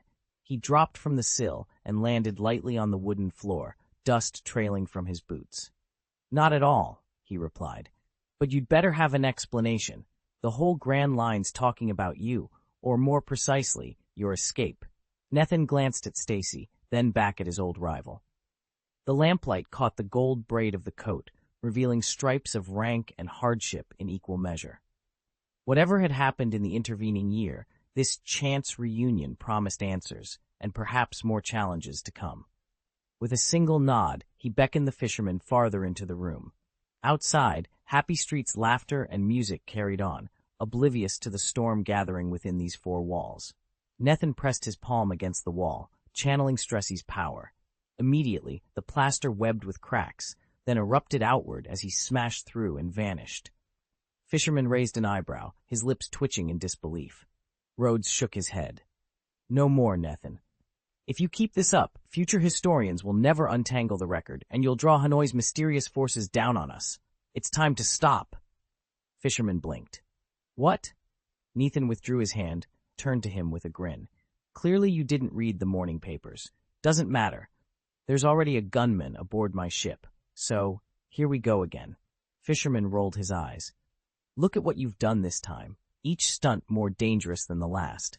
If you head back to your ship, won't Admiral's agents be on your tail every single day?" Nethin's smile widened. "If you mean the entire Admiralty fleet, sure. They might raise an eyebrow.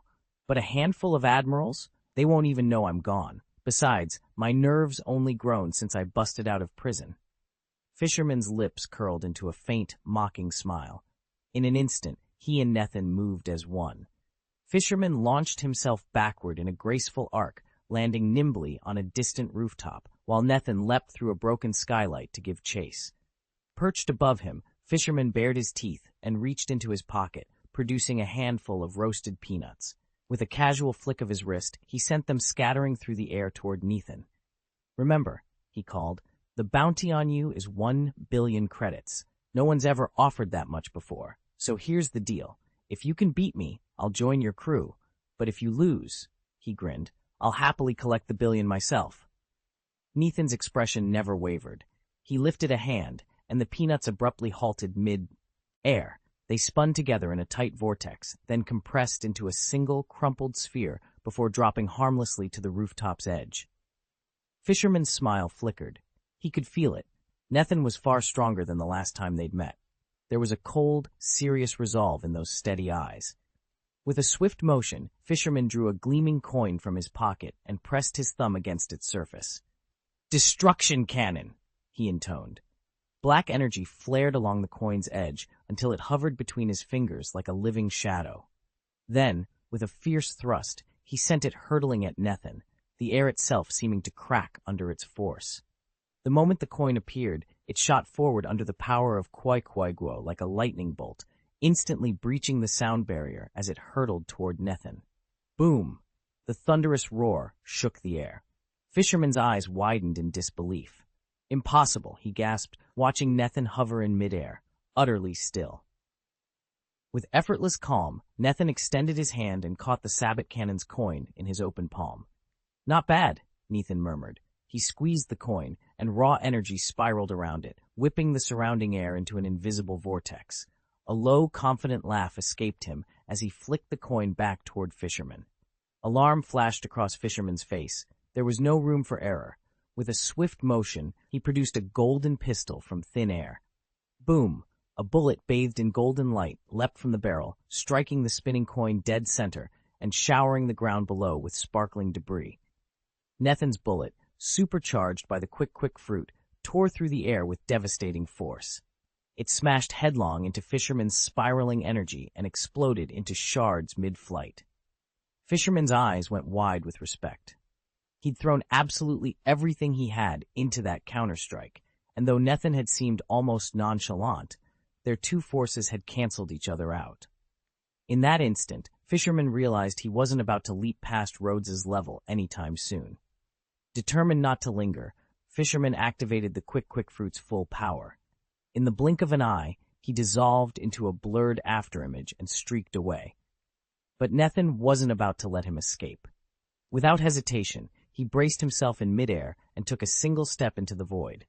A low hum rippled through space as reality bent around him, layers of dimension folding like ripples on water. In that charged moment, Nethan's speed soared, hurtling him across 7, 8, even more, or so it felt in an instant. Fisherman, already far off, watched in stunned silence as Nethan's form reappeared right at his side. Whoosh! Nethan lashed out with a sweeping kick. Fisherman twisted aside with no hesitation. His reflexes were still razor-sharp, even outpacing Nethan's. But Nethan's leg sweep wasn't ordinary. He'd tapped into a distortion field, channeling its power through his strike. Boom! Though Fisherman avoided the direct blow, the residual shockwave caught him full in the side. He was hurled backward, crashing through 3, or was it 4, buildings in a staggering chain reaction before slamming into the street below. Concrete and steel tore apart with earth-shaking violence. Cough, cough. Fisherman choked and spat blood. With great effort, he hauled himself to his feet, limbs slick with dust and grit. Above him, Nethan hovered in midair, calm and unyielding. Fisherman's breath caught in his throat. How could one man's power have grown so much in just a year? He remembered their first encounter on the Chambord Islands. Back then, Fisherman had been confident, sure he could overpower Nethan in that remote archipelago.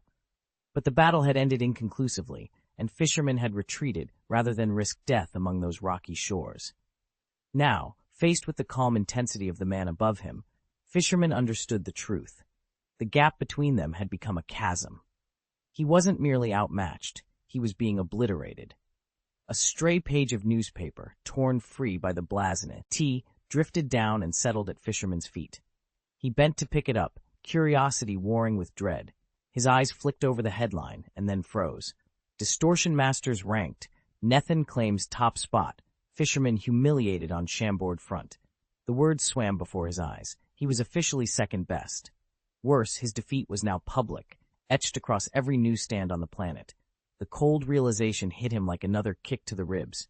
Whatever chance he'd once had was gone. Nethan had not only caught up to him, he had left him in the dust. Fisherman looked up, his vision blurred. He knew in that instant that the real battle wasn't over. It was just beginning. And he was already losing.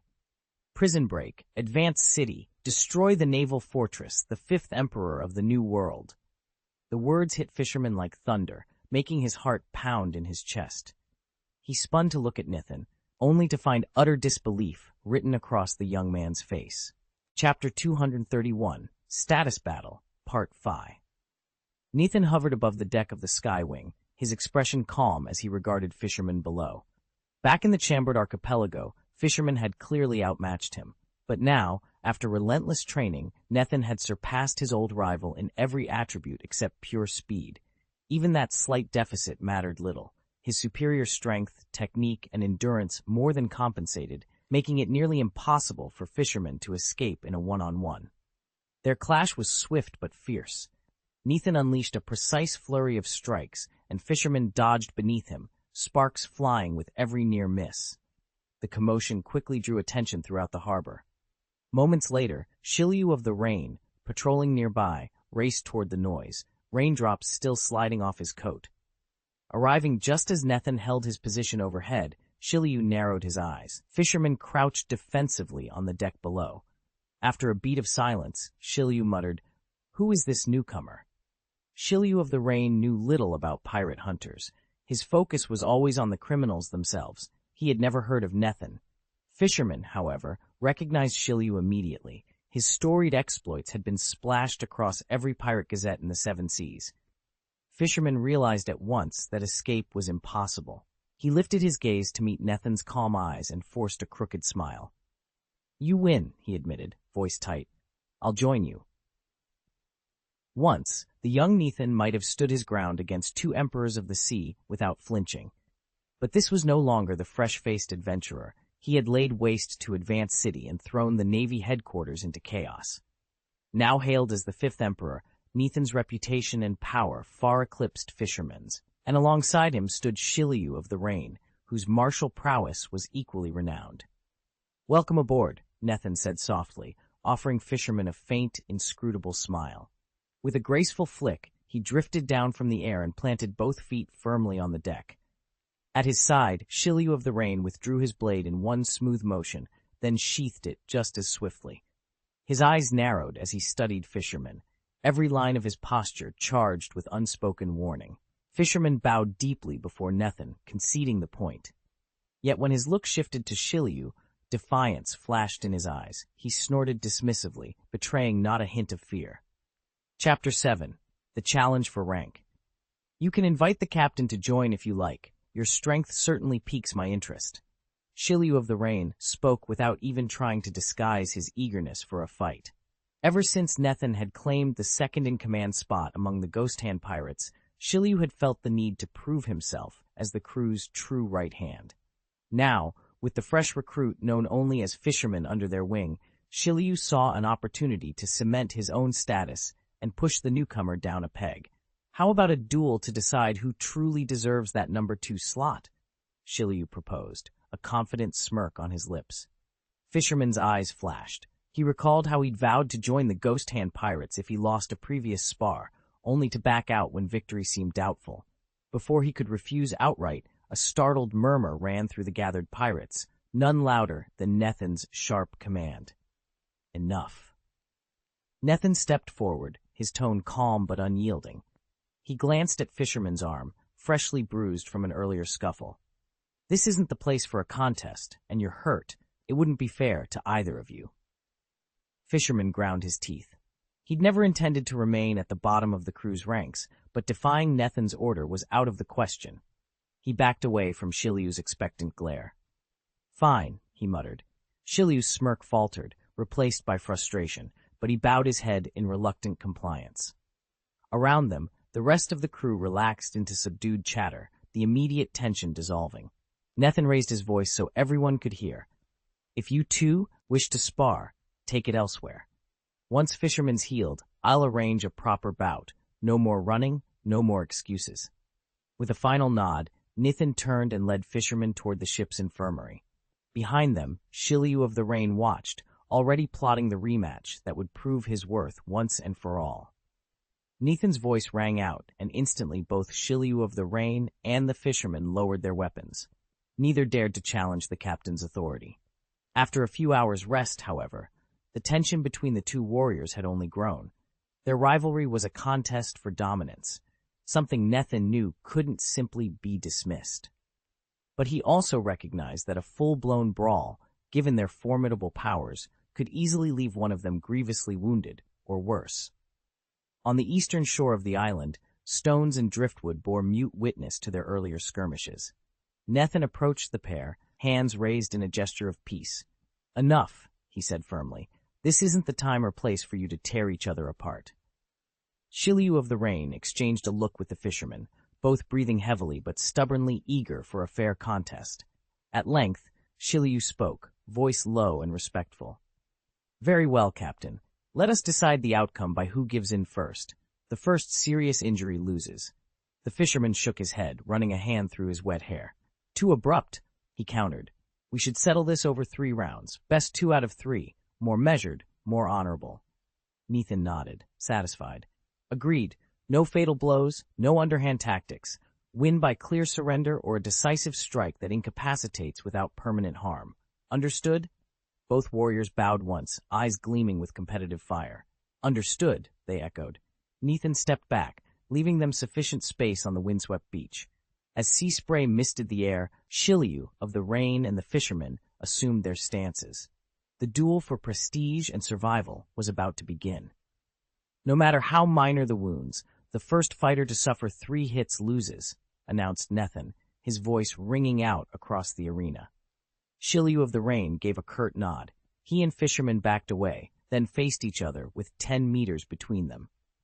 Nethan climbed onto the high platform at the edge of the clearing, hands folded behind his back, and raised his voice. Begin.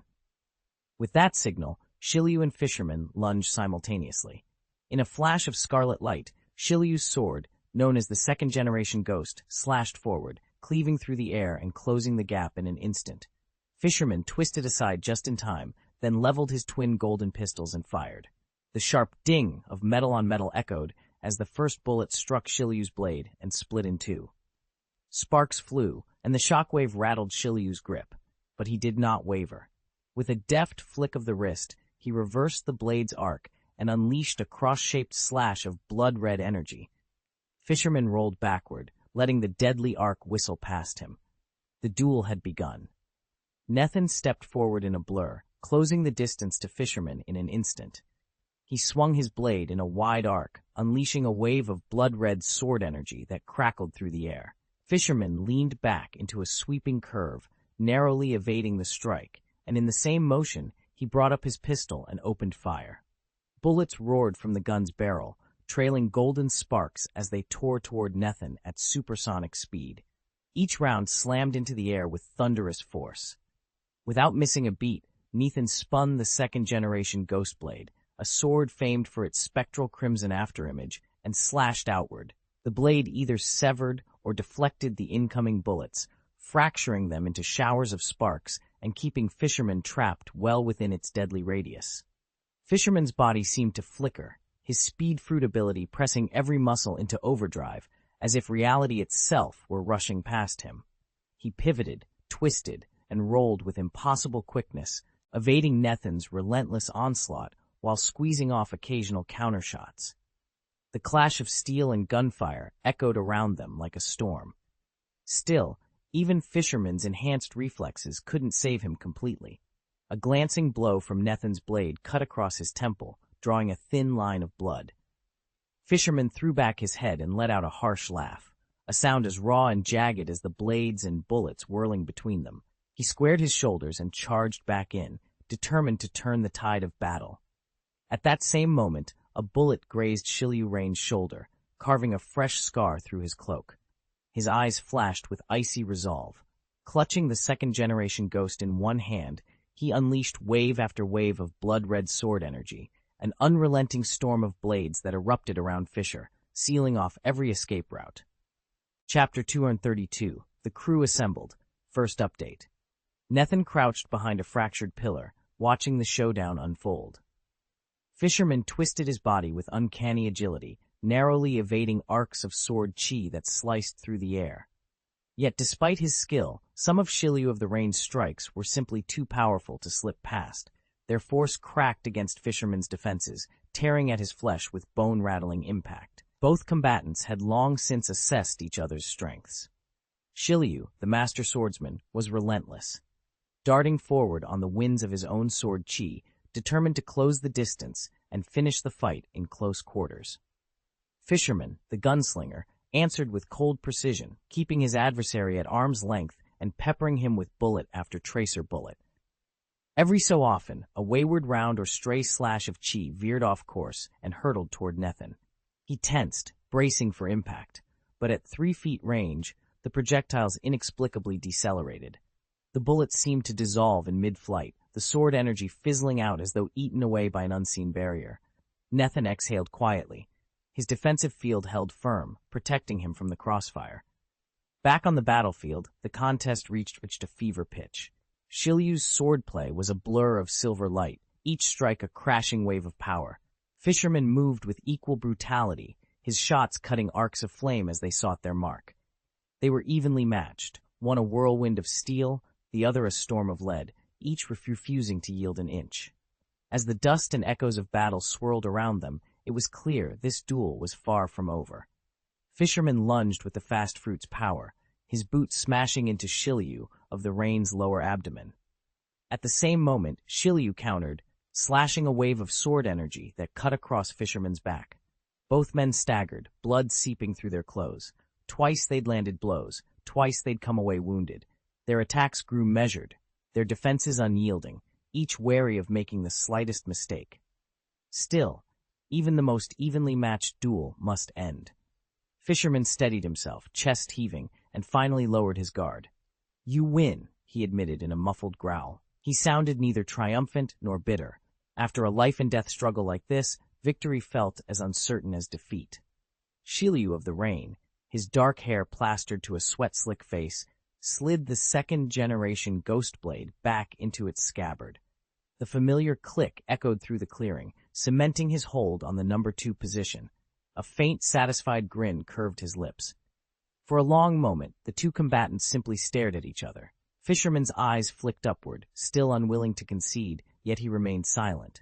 Then, almost in unison, they turned to regard Nathan. However, Nathan didn't join the others in staring at the sky.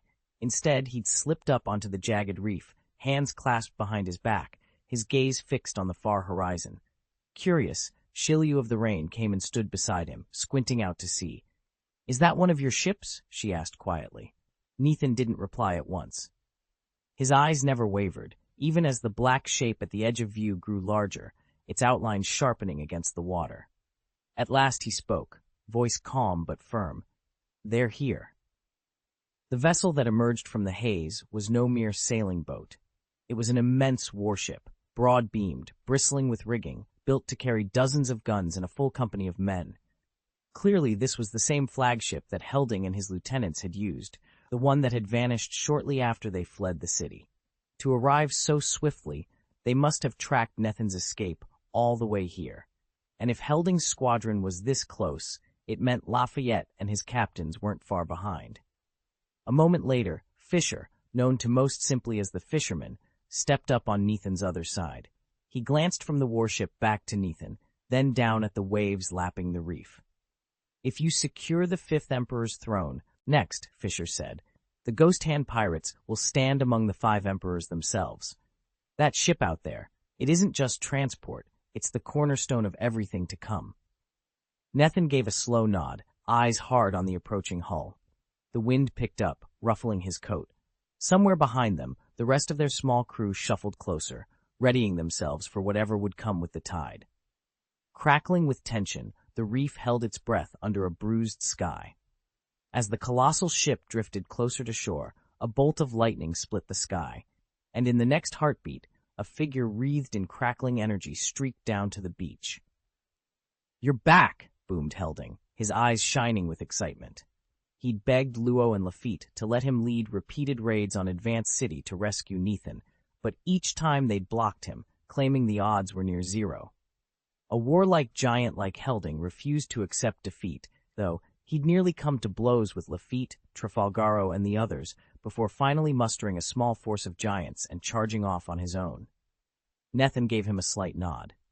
Off to one side, Shiryu of the Rain and Fisherman exchanged stunned glances. There was no mistaking the aura of raw electricity around Helding. He truly commanded lightning itself. A giant who'd eaten a thunder fruit. Nathan's ship was full of hidden titans. Even if he'd sent only Helding ashore, neither Shiryu nor Fisherman felt certain they could best the thunder giant in a straight fight. Nathan had just returned from retrieving the fabled thunder fruit, one of the most legendary devil fruits in existence. Now the ship eased alongside the dock, and one by one its crew leapt ashore. "Welcome back, Captain," they called in unison. Lafitte, ever the gentleman, lifted the brim of his top hat, brought it to his chest, and offered a crooked smile as he bowed low before Captain Rhodes. Nearby, Trafalgar stood motionless, tears streaming down his cheeks, his demon knife slung across his back. Though his eyes glimmered with sorrow, his lips curled in a cold, determined smile. "Captain Rhodes!" Dr. Gears, the colossal ship's physician, rushed forward.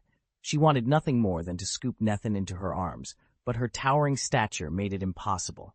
Instead, she gently cupped him in her enormous hands, struggling to contain her joy. One by one, the other 4 giants disembarked, the final figure stepping onto the planks with quiet grace. Robin. A subtle smile touched her lips, but her calm, unreadable eyes betrayed nothing of her thoughts. She joined the group and slipped silently to Nathan's side. Dr. Gears cleared her throat and carefully set Nathan on his feet. I'm sorry, Captain," she stammered, bowing her head. "I got a bit overexcited." Nathan laughed softly and patted her oversized hand. "Don't worry, Gears. I'm just glad to be home." He looked around at the familiar faces gathered on the dock, his loyal crew, the glinting sea, and the promise of adventures yet to come. With the thunderfruit secured and his friends by his side, Nathan knew they were ready for whatever the Grand Line could throw at them next. Nathan let a small smile play on his lips as he regarded her.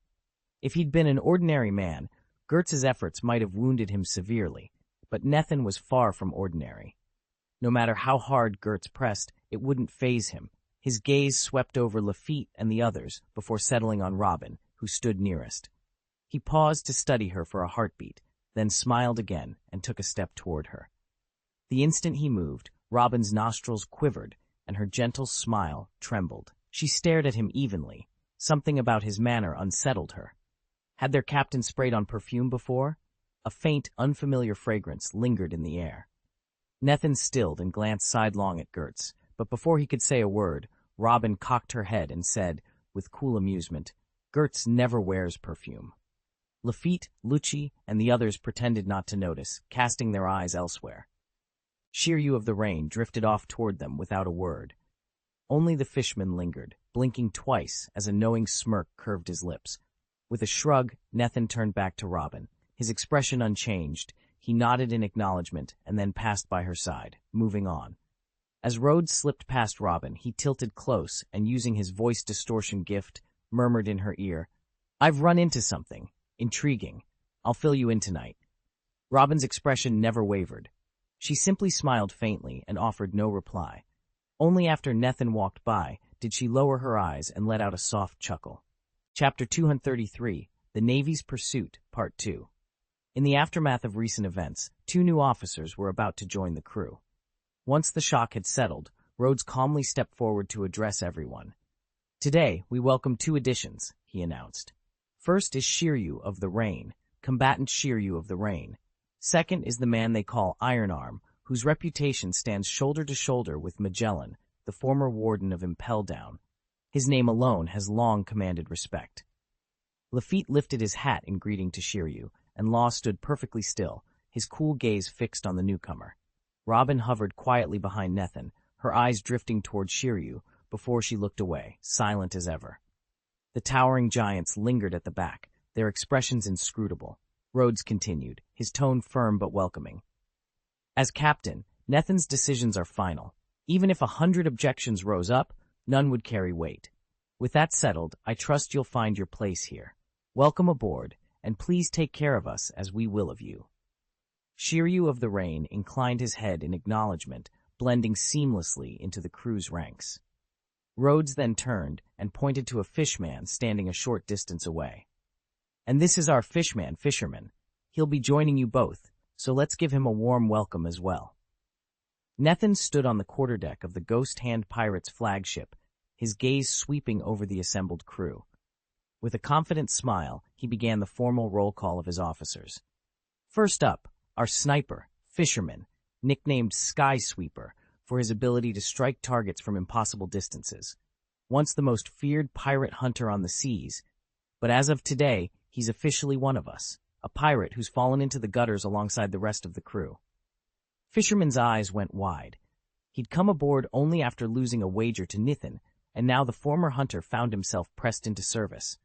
Spreading his hands in mock helplessness, he muttered, "Who would have guessed your captain got this ridiculously strong? I lost the bet, so here I am." Just behind Lafitte, his ever-loyal devil sheriff, stood Nico Robin, the crew's brilliant archaeologist. Robin remembered meeting fishermen years ago in the Chambord Islands, back when the Ghost Hand Pirates were nothing more than a scrappy band of misfits. They'd grown a lot since then. Nethin continued without missing a beat. Next is our helmsman, Shiryu of the Rain, navigator, Lafitte, ship's doctor, Trafalgaro, known far and wide as the Death Surgeon, and last but not least, our intelligence officer, Nico Robin, who also doubles as my personal secretary. A ripple of approval passed through the crew. With every introduction, the Ghost Hand Pirates felt more formidable than ever. Nethin closed the ceremony with a steady nod. "All right, everyone. Set the sails. Our next adventure awaits." Nethin studied the newcomers as they boarded. Shiryu of the Rain and the fisherman each offered a curt nod, but Robin received a more deliberate appraisal. Her stature aboard the ship was unmistakably unique. Alongside them were the giants of the Ghost Hand Pirates: Helding, the Thunder Giant, Rhodes, the Sand Giant, and Statham, the Metal Giant. The remaining 2 crew members were Chef Goldbug and the ship's doctor, Geertz. Rhodes made quick introductions, then paused as if remembering something important. He turned to Goldbagu and asked, "Have you used the barrier fruit yet?" Goldbagu shook his head. "No, we brought it back from Dress Rosa, but since Nethin was away at the time, it's just been stored below deck." Nethin considered this. Geertz would be an excellent candidate to wield the barrier fruit's defensive powers. Still, Nethin had higher hopes for the ship's doctor, the legendary healing fruit rumored to lie somewhere in Dressrosa's underworld. If Trafalgar Law had earned the reputation of the world's greatest surgeon, then with the healing fruit's miraculous restorative abilities, Geertz could become its unrivaled master. That decision made, Nethin turned hat. His attention to the charts spread before him. The next voyage, one that could change their crew's very fortunes, was about to begin. Nethin paused for a moment, weighing his options. Even a grievous wound, like Fire Fist Ace's chest-piercing injury, could be treated if the world's top surgeons worked together without delay. He glanced around the deck, then accepted the small glossy fruit Lafitte offered him. He stepped over to Goldbag. "Here," he said, placing the fruit in Goldbag's hands. "This is yours now. Don't worry about your kitchen tools ever again." Goldbag frowned, eyeing the odd, swirling patterns on the fruit's surface. "You're joking, right? You didn't really give me a devil fruit just so I can cook?" Nethin shook his head. "You could try," he teased, then grew serious. "But the barrier fruit's real power is far more impressive. It lets you conjure near-impenetrable shields. Most attacks, no matter how devastating, won't even scratch it. You'd have to face a devil fruit user of comparable strength or someone with superhuman endurance to break through." Goldbag's eyes sparkled. "So it's an all-purpose defense fruit. Not bad." Nethin nodded. He turned to Shilyu of the Rain, who was leaning against the railing, puffing thoughtfully on a cigar. "What about you?" he asked. "Last I checked, you weren't a devil fruit eater. Is there one you've got your eye on?" Shilyu exhaled a plume of smoke and shook his head. "Not yet," he said quietly. Nethin studied him for a moment, satisfied. There would be plenty of time to come, and plenty of devil fruits left to claim. For now, they had weapons in hand and a ship to sail. The future, he thought, was wide open. Nethin leaned back against the rail, sword sheathed at his hip. As one of the world's foremost swordsmen, he'd never cared much for devil fruits, but he hadn't ruled them out entirely either. With so many unique powers out there, who knew? Maybe someday he'd find one he liked. By now, everyone had introduced themselves and filed back aboard the ship. Chef Goldbagu wasted no time laying out steaming platters of grilled meat and pouring generous flagons of wine onto the deck. One by one, the straw hats settled around the low table. Rhodes lifted his bowl and took a hearty swallow, while Robin, seated beside him, sipped more delicately. The rest of the crew raised their cups in unison and drained them in a single gulp. Nethin watched them for a moment, then tapped Robin's shoulder. "How did things go after ended up in that infinite hell prison? Everyone back home must have been in deep trouble. The world government and the Navy won't let this go." Robin wiped her mouth, then set down her bowl. "They did put up quite a chase," she admitted, her tone even. CP0 agents rounded up Lafayette and the others, but they didn't press too hard, because they still have Muskerood's heart as leverage. As long as that's in their hands, they dare not torture or execute our crewmates outright. They want to keep us cooperative. Nethin nodded, absorbing the news. He reached for a slice of meat, sinking his teeth in.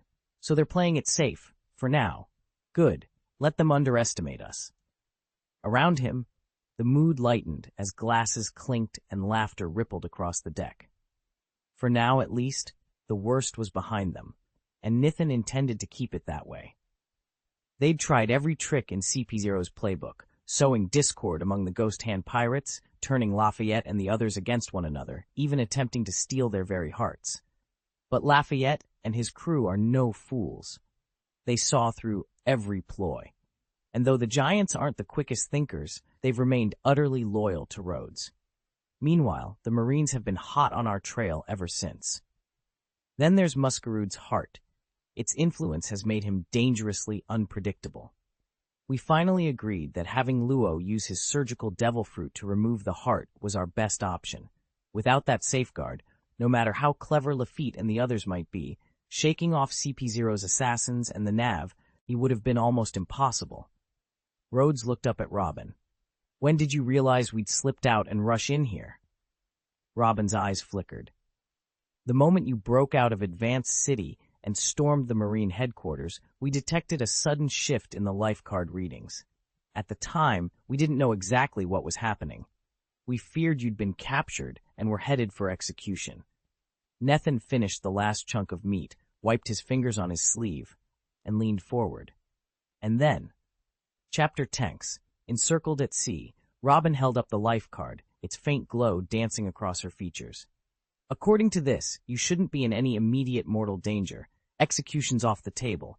I figured you must have come ashore somewhere on the red soil continent, so I plotted our course through these waters. No sooner had she spoken than the arrow on the life card shifted, spinning until it pointed dead ahead. And now it's led us straight to this spot. Rhodes tore off a hunk of roasted meat, chewing thoughtfully before speaking. Forget the Marines for now. CP0 must be tailing you, waiting for you to recover that heart. Chances are some of their operatives are already on this island. At the mention of Nethan's name, Robin's eyes sharpened. Yet they've made no move. Clearly they don't think they can handle us, which means... No need to spell it out, Nethan cut in, folding his arms. Before Robin could reply, Lafitte's voice rang out from the railing where he'd been scanning the horizon. A grin tugged at his lips. Talk's over. Look alive. The Navy's here. On the open sea, 5 imposing warships churned toward them, black hulls cutting through the waves in a half-circle. Their sails were unfurled, banners snapping in the wind, each vessel bristling with hostile intent. Nethan straightened, his expression steely. Then let them come. Chapter 234, Decisive Battle, Part 3. 5 massive warships cut through the waves toward us. As they drew closer, I spotted 2 imposing figures on the forecastles of the 2 center ships. One wore a yellow-striped uniform, the notorious Admiral Borsalino, the yellow monkey who's tangled with Rhodes more than once. The other stood rigid in a dark red suit and a white Navy Justice cloak, Admiral Sakazuki, Akainu himself. Every man and woman on our deck snapped to attention. Lafitte raised his binoculars, sweeping the enemy line. After a tense moment, he lowered them and called to me, Captain, no sign of Aokiji. Shall we make our move? He didn't need to explain that without Aokiji's freezing power in play, the sea won't ice over and we'll have full maneuverability. I met his gaze and gave a curt nod. Aye, let's go. As we prepared to weigh anchor, 6 more figures appeared on the distant shoreline, their white capes rippling in the wind. The commanders and operatives of CP0, led by their commander-in-chief, had deployed on land. 2 admirals at sea and the highest-ranking agents of the world government on land. Their determination to destroy the Ghost Hand pirates was as fierce as ever. I drew in a steady breath. The decisive battle had truly begun. The commander of CP0, flanked by 2 full-fledged admirals, had unleashed a terrifying armada to crush us. Luo, tears streaking his face, clutched the demon knife and stood at the railing, yet his expression remained eerily calm as he turned to regard Nethan. Across the deck, Nethan watched the warships closing in without the slightest tremor in his voice. Retreating at the sight of admirals is a thing of the past, he said quietly. We're one of the 5 emperors of the New World now. How can we bow out to mere admirals and generals? His words carried like a wave through the crew. Lafitte and the others stopped in mid-motion, surprise flickering across their faces before it gave way to feral excitement. Fear was gone, replaced by the fierce pride of pirates who no longer ran from the Navy's top brass. Let them come, Nethan murmured, voice steady. If they want to fight, we'll give them one. And in that moment, the Ghost Hand pirates stood ready, unbroken and unbowed, prepared to prove that an emperor never retreats. Chapter 7, Gathering Storm. Shiryu of the Rain stood at the prow of the corvette, a smoldering cigar clamped between his teeth, and let out a slow, satisfied grin. He knew Rhodes well enough to be certain of one thing. When the Admiral challenged him, there was no thought of backing down. The old pirate's recklessness would carry him headlong into danger, every time. Ever since his imprisonment in the infinite hell, an abyssal cell designed to break even the strongest wills, Shiryu had nursed a single obsession, vengeance. He had schemed, plotted, and at last engineered his escape. Now, with a full fleet at his back, he hungered to smash the naval fortress that had once held him captive. At last, he muttered, blowing a thin line of smoke into the salty air. I've waited long enough. Across the deck, Fisherman massaged his temples. He joined this enterprise reluctantly. Shiryu's plans were always grandiose, always perilous. But he couldn't deny their current advantage. Fresh from the victory that liberated the advanced city and a narrow escape from the Navy's own headquarters, they'd finally reunited their scattered squadrons. Alone, each rebel force had been pinned and harried. Together, they formed a credible threat. "Truth be told," Fisherman said with a rueful chuckle, "without me, we'd be lucky to scare off a single cutter, but with my boys aboard." He tossed a proud nod toward the clustered cutters and brigantines tied stern to stern behind them. "We're not just equals. We just might have the upper hand." Shiryu flicked ash into the wind. "Good. Then let's not waste this moment." From the mainmast's crow's nest, Statham's shout rang out. "Land ho, the beach is clear." Below, Lieutenant Nethan, formerly called Ross, tightened his grip on the rail. A lean, energetic man with keen gray eyes, he had risen fast through Shiryu's ranks. This would be his first true test in open battle. "All hands," he barked, "prepare to go ashore the moment we're grounded. Keep your powder dry and your eyes sharp." With expert precision, Statham guided the lead ship onto the sandbar, its bow grinding gently into the dunes. The trailing vessels followed in close formation, their hulls sliding onto the beach like a single living thing. In moments, they were all beached, rowboats lowered, and men clambering down the gangplanks. Shiryu tossed aside his cigar and caught one of Nethan's eyes. "That's the spirit. Let's show the Navy what happens when they think they can hold us forever." Fisherman gave one last stretch, then settled his musket across his shoulder. "And remember, lads, no prisoners unless they talk." As the first tendrils of dawn brushed the horizon with blood-red light, the assembled crew readied themselves for the storm to come. Somewhere beyond the dunes lay the great naval fortress, an iron citadel protected by ramparts and gun emplacements. But Shiryu of the Rain and his captains had a score to settle, and nothing was going to stand in their way. Nethan drew his sword, its blade glinting in that grim dawn. "For freedom," he vowed. Around him, a chorus of battle cries rose. The final reckoning was about to begin. Everyone on deck turned as the Navy's warship bore down on them, CP0 agents fanning out along its rails with weapons drawn and eyes blazing. The tension was palpable. Every man's heartbeat thundered in his ears. They had come too far to back down now. This was the 5th Pirate Corps, the Ghost Hand Pirates, already masters of the New World in all but name. Today, with every ounce of their strength united, they would face the Navy's finest, 2 full admirals and a CPO commander, and show the world who truly ruled these seas. Below, sailors worked frantically to run the flagship aground on the shallow sandbar. Smoke curled from its broadside cannons, a signal that there would be no retreat. Across the water, the large Navy vessel slowed, its giant anchor clanking as it prepared to engage. On the warship's foredeck, Fleet Admiral Sakazuki, known as Akainu, stepped forward, brim of his cap shadowing his stern gaze. He let his hat drop an inch and spoke with cold amusement. "So this is your grand stand," he said, voice low and cutting. "You slipped out of Advanced City, sowed a few minor disruptions while our forces were spread thin, and now you parade your fleet here like a peacock. Tell me, to what end?" Leaning casually against a cannon, Admiral Borsellino, Kizaru, raised an eyebrow lazily. His voice dripped with mock concern. "Don't underestimate them, Sakazuki, especially Nethan." He flicked a glance toward the grounded flagship. "I've tangled with him more times than I can count. He's no joke." Sakazuki snorted, but before he could reply, a roar rose from the deck of the Ghost Hand flagship. There, silhouetted against swirling smoke, stood their captain, Nethan, his crimson cloak whipped around him in the salt breeze, eyes blazing like twin suns. He strode to the railing, drew himself to full height, and raised a single gloved fist. "Admirals, CP0, you could have ignored us, let us carve out our own corner of this world in peace, but you chose war." He paused, letting his words sink in. Below, his crew bared steel, their haki flaring like living shadows. Even the warship's marines braced at the rails, tense and ready. "We will not flee. We will not surrender. Today, the Ghost Hand Pirates stand together, unbroken, unbowed. Let this sea bear witness. Our legend will be written in the heat of battle."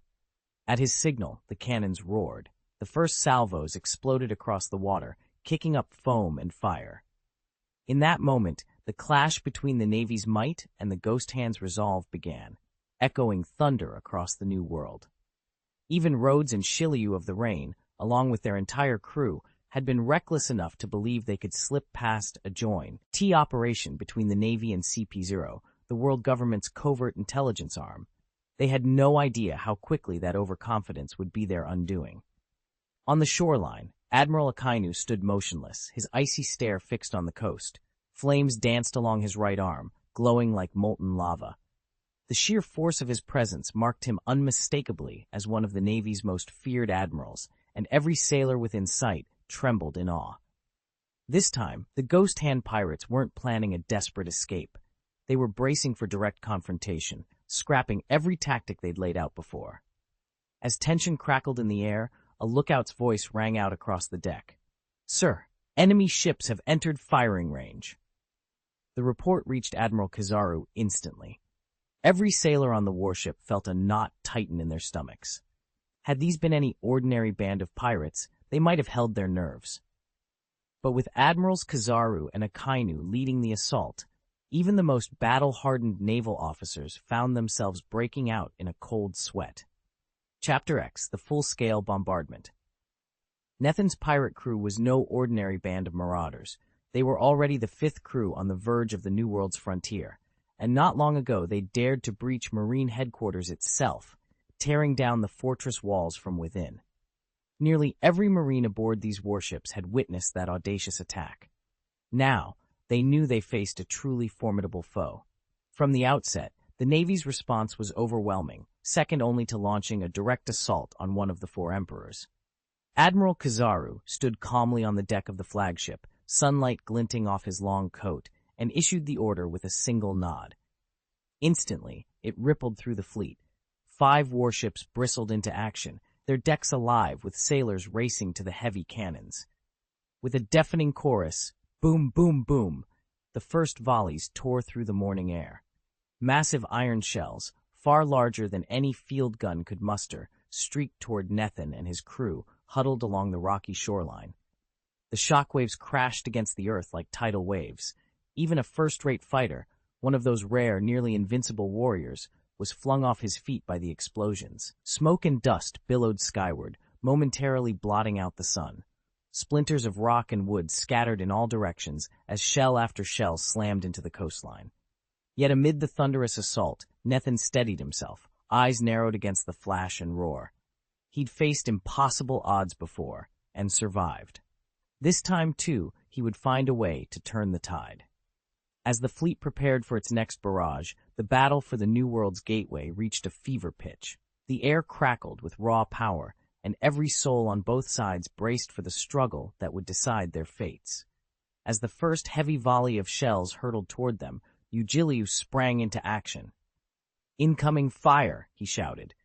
In the blink of an eye, he drew his sword and unleashed a wave of blood-red blade energy that cleaved through the sky and abruptly froze the massive cannonballs in midair. Half a heartbeat later, under the stunned gaze of the entire fleet, each shell cracked down its center. They split apart and detonated harmlessly overhead, scattering flashes of light and plumes of smoke across the water. "Advance, city's warden, Rain's warden," someone murmured through the haze of gunpowder. On deck, Navy captains wiped sweat from their brows, their faces white with awe and fear. Chapter 235, Consecutive Salvos, Part 4. "He's already a traitor. Don't panic. We have the Navy headquarters' strongest general on our side. Keep pounding the Ghost Hand pirates." At that rallying cry, the fleet's lieutenant generals and major generals swallowed their fear, steadied their trembling voices, and issued crisp orders. Everywhere, the sailors' dread began to ebb away. With Admirals Akainu and Kizaru standing boldly on the flagship's deck, relief spread like wildfire. "Yes, we have a true general here. A handful of pirates is nothing to fear." Shouting cheers, the captains drew their blades, loaded fresh shells into the cannons, and braced for another barrage aimed at the enemy shoreline. Just as they prepared to unleash the second salvo, a terrifying figure cut through the chaos. Eugiliu, who only moments before had absorbed the full force of a cannonball, sprang into the air with a cruel grin.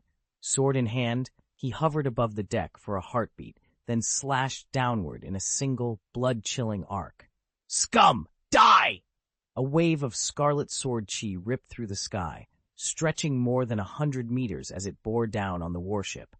The deadly crimson current gleamed like a bloody blade in midair, and every sailor below trembled in terror at its approach. Just then, a brilliant golden radiance enveloped Nethan, halting his strike against the warship's hull. Before he could react, a commanding voice rang out. "I can't let you destroy this vessel so soon after arriving." Nethan whirled around in shock as the light solidified into the form of a colossal golden monkey brandishing the famed Tiankong cloud sword. With one savage arc, it slashed downward, unleashing a torrent of blood-red blade energy that tore through the air toward Shiryu of the Rain. High above the deck, Shiryu of the Rain braced himself. In an instant, the golden monkey's shape dissolved into a streak of pure light, Kizaru, who hurtled at him like a speeding comet. With blinding speed, Kizaru unleashed a devastating roundhouse kick. Shiryu's right leg shot up in perfect counter. His aura flared crimson as he intercepted the blow with a thunderous clang. The impact sent ripples of force across the sky, freezing them both momentarily in midair. "What are you protecting? A pile of garbage, Kizaru? You really are merciless," Shiryu of the Rain sneered, voice dripping contempt. "Did you abandon all restraint the moment you joined the pirates?" Kizaru's golden eyes narrowed. "Then I have no choice but to take you prisoner and drag you back to Push City," he replied with icy resolve. Boom! Their clash shook the warship from stem to stern, the shockwave rolling outward like a storm. Nethan, caught between them, knew the balance of power had just shifted in a single, thunderous moment. As soon as Shiryu of the Rain's words died on his lips, the points where his blade struck Kizaru, at his feet and along his limbs, erupted in thunderous explosions, shattering the air like heavy cannon fire. Shiryu staggered back, stepping free of the smoke and debris. His face was a mask of cold fury, murderous intent gleaming in his eyes. Without hesitation, he sprang forward again, sword raised. Steel rang on steel as the two warriors collided in midair, their weapons tearing through the gloom with sparks and echoing clangs. Ching! Bong! Ching! Bong! Each strike sent ripples of force outward. Below them, the naval ranks stared upward in stunned silence. Even the stone-voiced Admiral Huang Yuan, who had breached so many defenses, looked on pale with awe. "Bombardment! Continue the bombardment," came the order from the flagship. At once, the warship's guns thundered to life. Heavy batteries roared, and even the medium and light cannons joined in. A downpour of shells filled the sky, tearing toward the coastline like a metallic waterfall. Each impact shook the ground, sending plumes of earth and rock flying. Amid the roar of artillery, Shiryu and Kizaru fought on, their duel rocking the very air between sea and sky. The fleet watched, breath held, as blade met blade. Aid and steel rang against steel, and the coastline trembled under the relentless barrage. I watched in awe as a deafening boom rolled across the battlefield, like the sky itself had shattered. In that instant, brilliant bolts of lightning ripped through the air, weaving into a vast, crackling web that lit up half the heavens. The electrified strands snared every cannonball in mid-flight, freezing them in place before they plummeted back down in a series of thunderous impacts. Through that storm of raw energy, a colossal figure appeared, his body wreathed in blinding white lightning. The thunder giant, Helding. Whispers of fear ran through the ranks of the Navy. Word of the Battle of Dressrosa had already spread far and wide, but nothing had prepared anyone for this. The legendary power of the Thunderfruit turned loose by a pirate. From the deck of his warship, the lieutenant general's face went pale. He drew a jagged breath, tightened his grip on his greatsword, and sprang forward, steel humming through the charged air. "For the Navy!" he roared, swinging down at Helding's armored shoulder. Crack! The sword bit into armor as electricity danced along its blade, yet Helding scarcely flinched. "I'm Nethan," and in that moment I realized just how far beyond any ordinary foe a thunder giant could stand. Hierding thrust his massive thunder palm forward, crackling arcs of electricity bursting from his fist. In an instant, they collided with the lieutenant general's sword chi, and the blade shattered into nothingness. Seizing that moment, Hierding reached through the void, drawing the storm's power down from the heavens. Bolts of white lightning coalesced in his hand, forging a dazzling thunder battle axe. Then he vanished. Before the lieutenant general could react, a jagged arc of lightning split the air, and Hierding reappeared at the head of the command deck, descending with the full weight of the crackling axe. The blade writhed with entwined lightning, each spark humming with destructive force. The lieutenant general's face blanched. Though he was a master of perception and domination, he had no time to dodge. Clutching his sword with both hands, he poured every ounce of his ruler's might into its blade. A thunderous roar filled the deck as weapon met weapon. The lieutenant general's hair was instantly singed off, his body ripped backward by the blast. He crashed onto the warship's deck below, skidding across the planks before grit and strength steadied him. In Hierding's storm-swept eyes, another bolt of lightning gathered, ready to strike without pause. Nithin planted his feet, braced the haft of his axe with both hands, and brought it crashing down onto the warship's deck.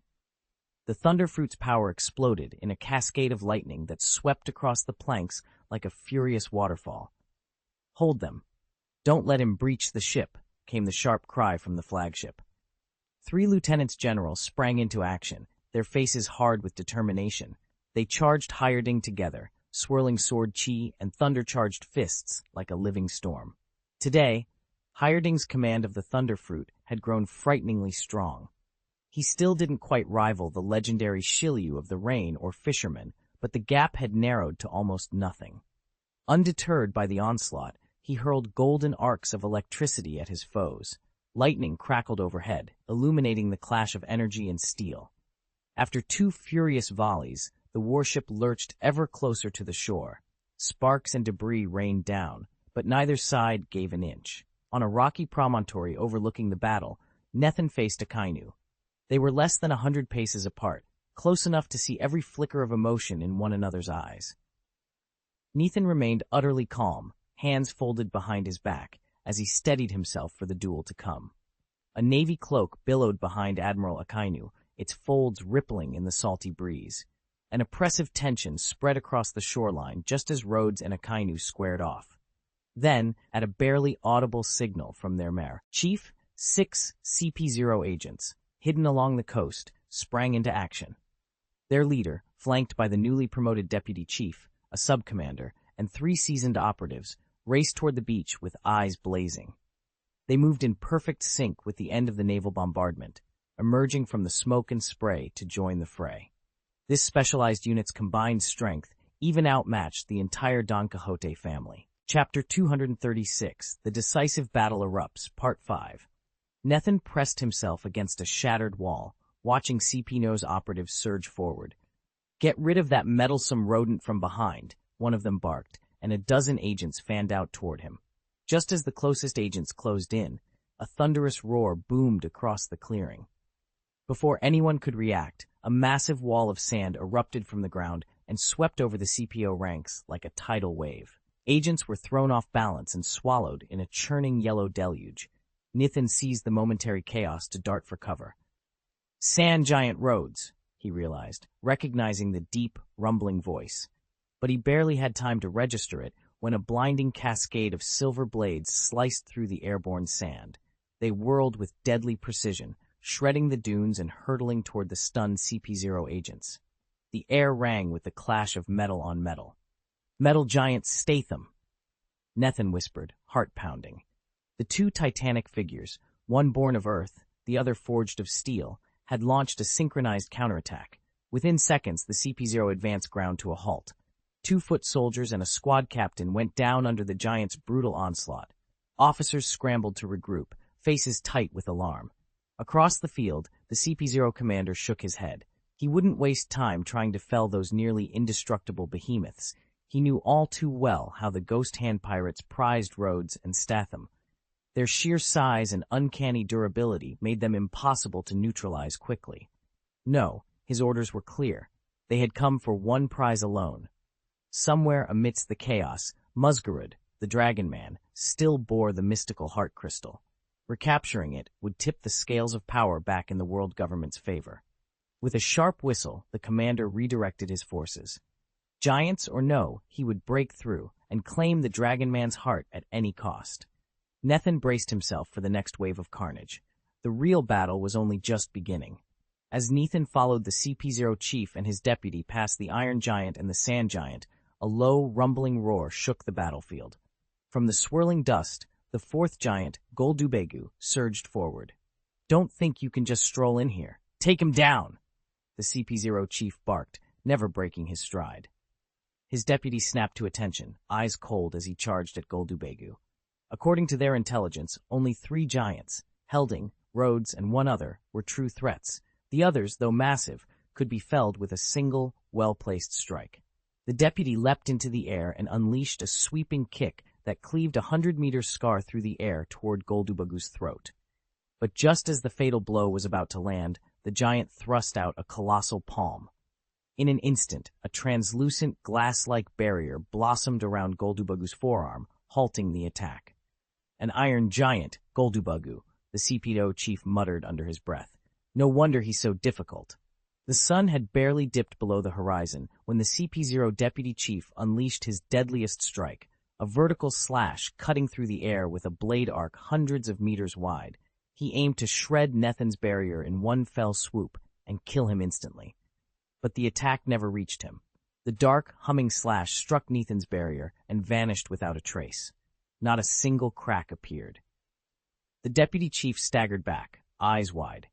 He'd underestimated this so-called Goldbagu, dismissing him as no threat, only to have his most powerful blow repelled effortlessly.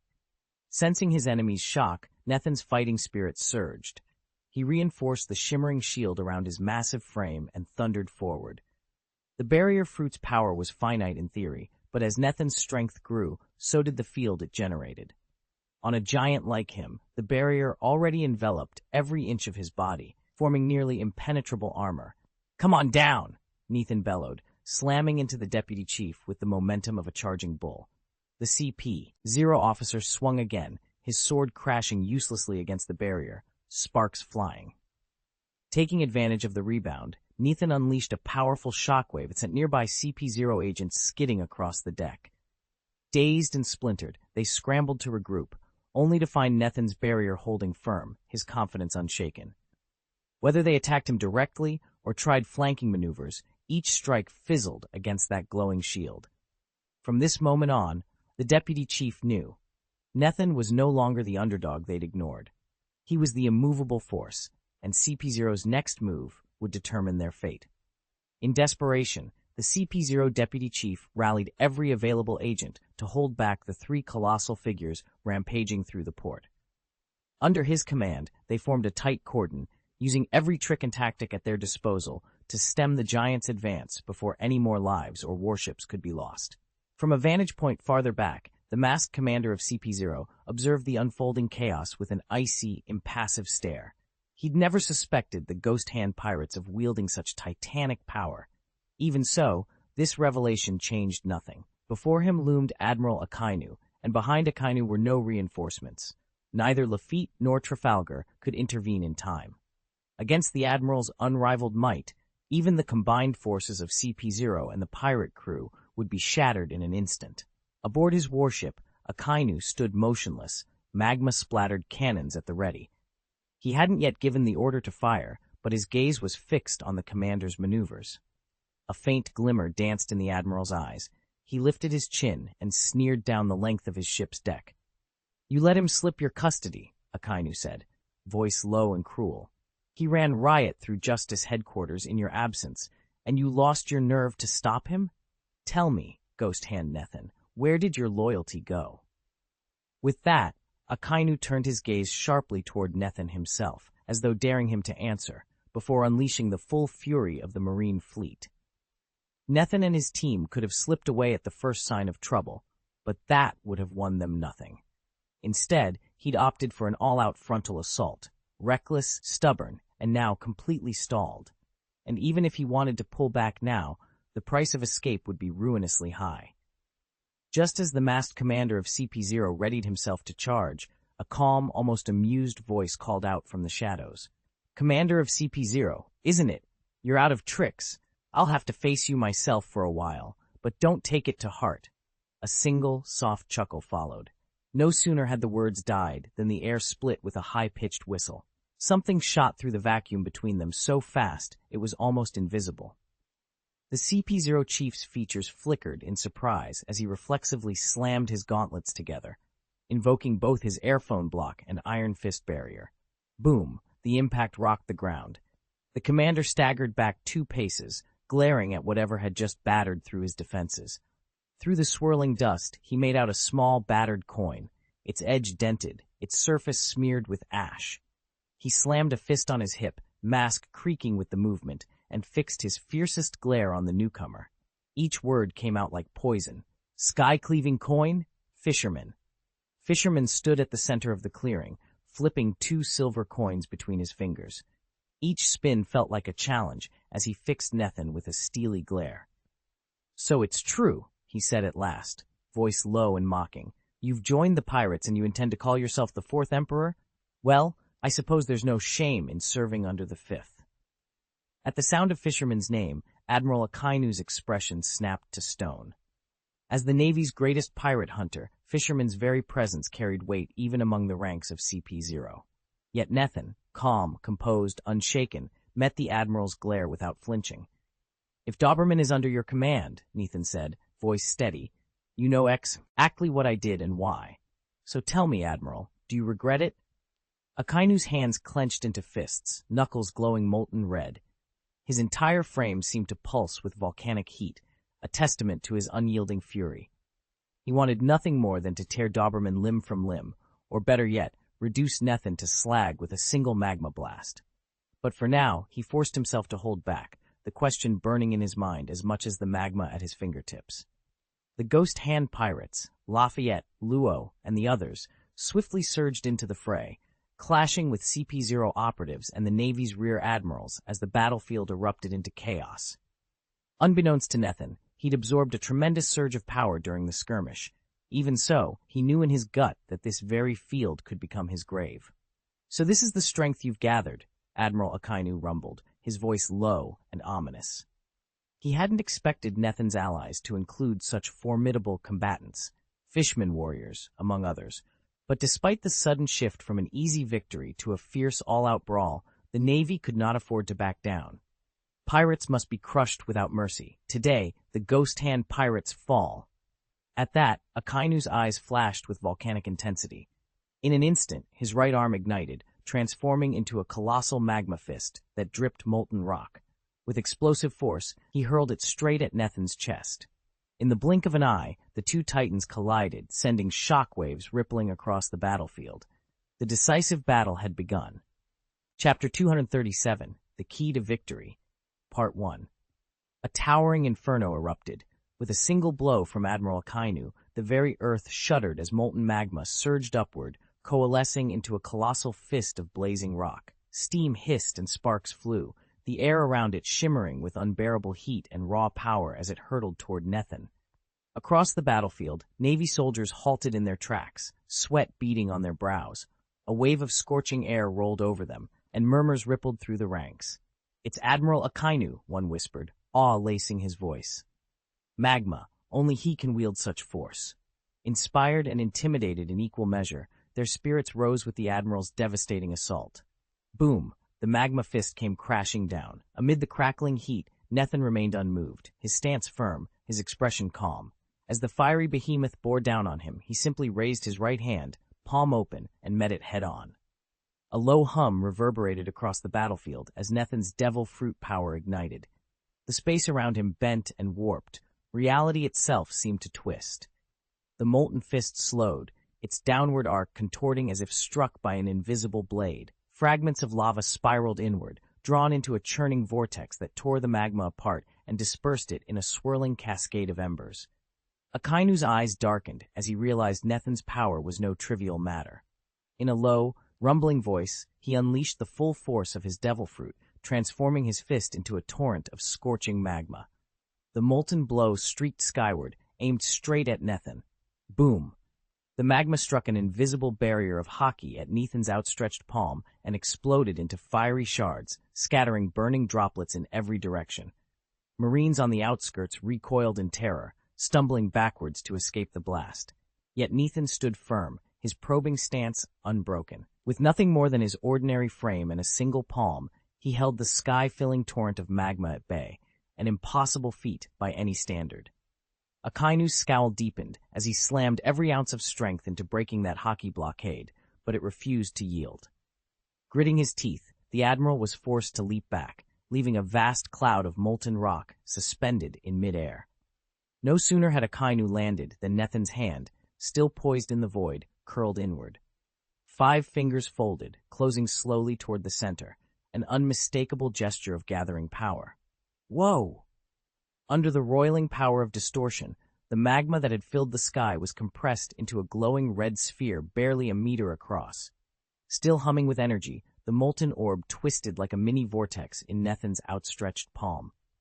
With a sudden flick of his wrist, he sent it hurtling straight into the heart of the Navy encampment. Below, hundreds of captains and thousands of Marines looked up in stunned horror. But before they could react, the distortion field around the magma sphere winked out upon impact. In an instant, it detonated like a bomb, churning earth and fire into one blistering wave. Screams and shouts echoed as men bolted in every direction, desperately seeking cover. General Akainu's face darkened.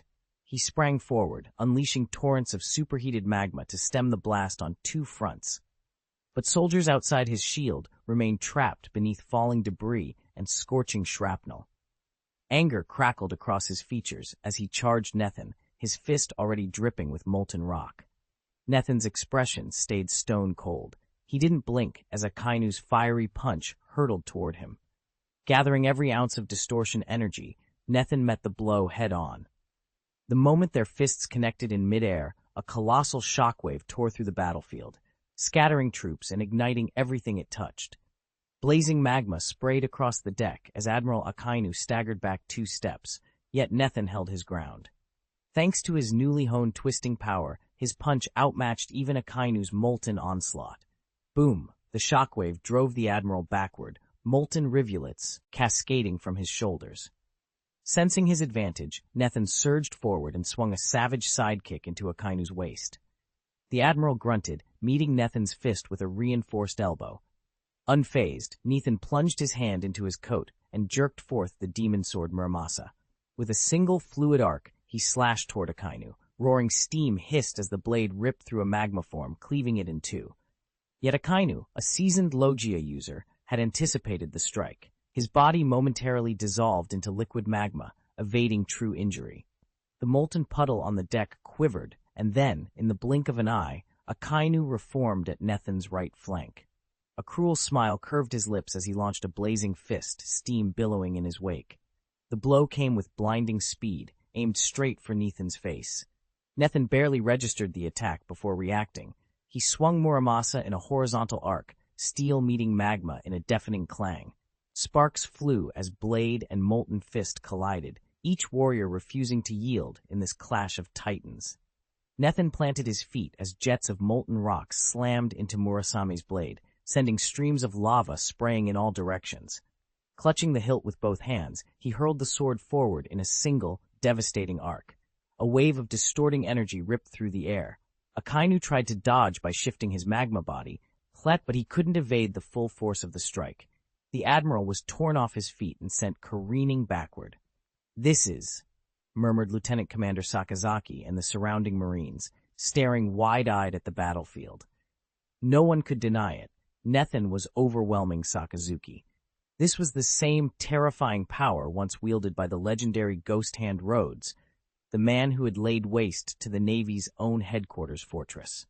Elsewhere on the deck, Shiryu of the Rain and Admiral Kizaru were locked in a tense stalemate. But as the moments ticked by, the younger Rain user's endurance was beginning to flag. Across the way, the CP0 commander and the Fishman warrior clashed blade to blade, also trading blows evenly. Yet it was clear that both Shiryu and the Fishman were just shy of true admiral caliber. That small deficit, one time, tipped the balance decisively in favor of Kizaru and the CP0 commander. On every front, the Navy's top brass was finding itself on the back foot, and with Nethin's unrelenting onslaught against Akainu, the tide of this battle was only just beginning to turn. Except for the main clash between the 2 flagships, which remains deadlocked, every other front has erupted into violent combat.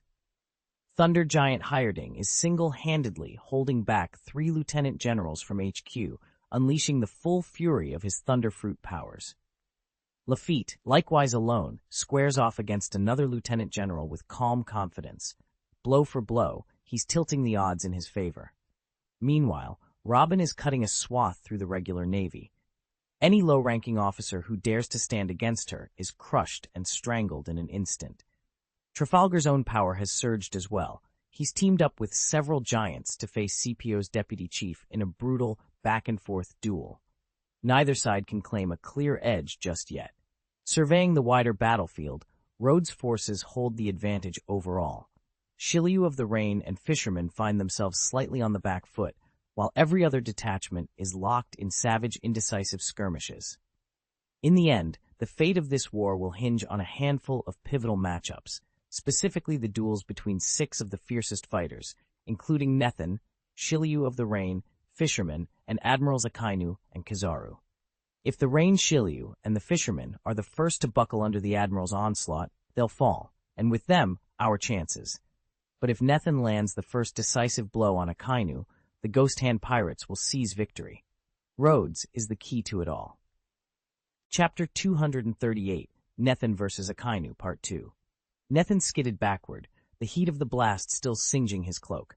No sooner had he found his footing than the molten mass Akainu had unleashed in the sky condensed into a single, snarling form. A brutal magma hound sprang into being, its fiery jaws gaping wide as it lunged to devour him whole. Unfazed, Nethan tightened his grip on Murakami, the demon sword, and stepped forward into the creature's path. With a sweeping arc of the blade, a ripple of distortion power radiated outward. The magma dog howled as Murakami cleaved it in two, molten fragments splashing onto the stone beneath them. Each fragment hissed and fizzled, cooling so quickly that no part of the dog could ever reform. Akainu's eyes narrowed to icicles. He balled his fists and brought them down in a thunderous double strike. Instantly, the air above them trembled. Countless magma fists materialized in midair, then pounded down like a volcanic rainstorm, each blow capable of pulverizing bone and steel alike. Nethan's gaze sharpened. Calling upon his distortion abilities, he folded space in front of himself. In the blink of an eye, the roaring fists smashed into empty air where he had just stood, scattering harmlessly to either side. A cold laugh escaped him. Sword raised, he surged forward, Murakami gleaming, as he aimed a decisive thrust at Akainu's chest. The battlefield fell silent in the moment before impact, charged with the promise of collision between two unstoppable forces. Nethan felt the twisting energy coil around his sword's blade, condensing at the tip into a small orb of pale, restless light. With a sharp exhale, he unleashed it, and the glowing sphere raced straight at Akainu.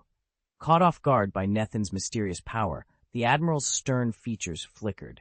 He slammed his arms together in front of him, bracing for impact. Boom! The orb shattered against Akainu's crossed forearms, and the instant it made contact, a rippling vortex of force burst outward. Akainu snorted defiantly, but then his body liquefied, collapsing into a churning cascade of molten magma. The fiery tide scattered across the ground, only to surge upward again at his command. "Meteor volcano!" Akainu bellowed. From every fissure in the earth, torrents of magma shot skyward, coalescing into a towering inferno that rained molten rock toward Nethan's position. It was as if a volcano had erupted directly overhead, ready to bury him beneath rivers of burning lava. Nethan's expression remained calm. He tightened his grip on the sword hilt and let the air around him thrum with coiled power. "Twisted slash," he called, and in a single, fluid motion he swung the blade in a searing arc. The edge of his sword sliced through the blazing magma cloud, sending shards of molten stone flying in a storm of sparks. A low, amused chuckle escaped Nethan's lips. Even as the heat pressed in around him, he stood unmoved, ready for whatever came next.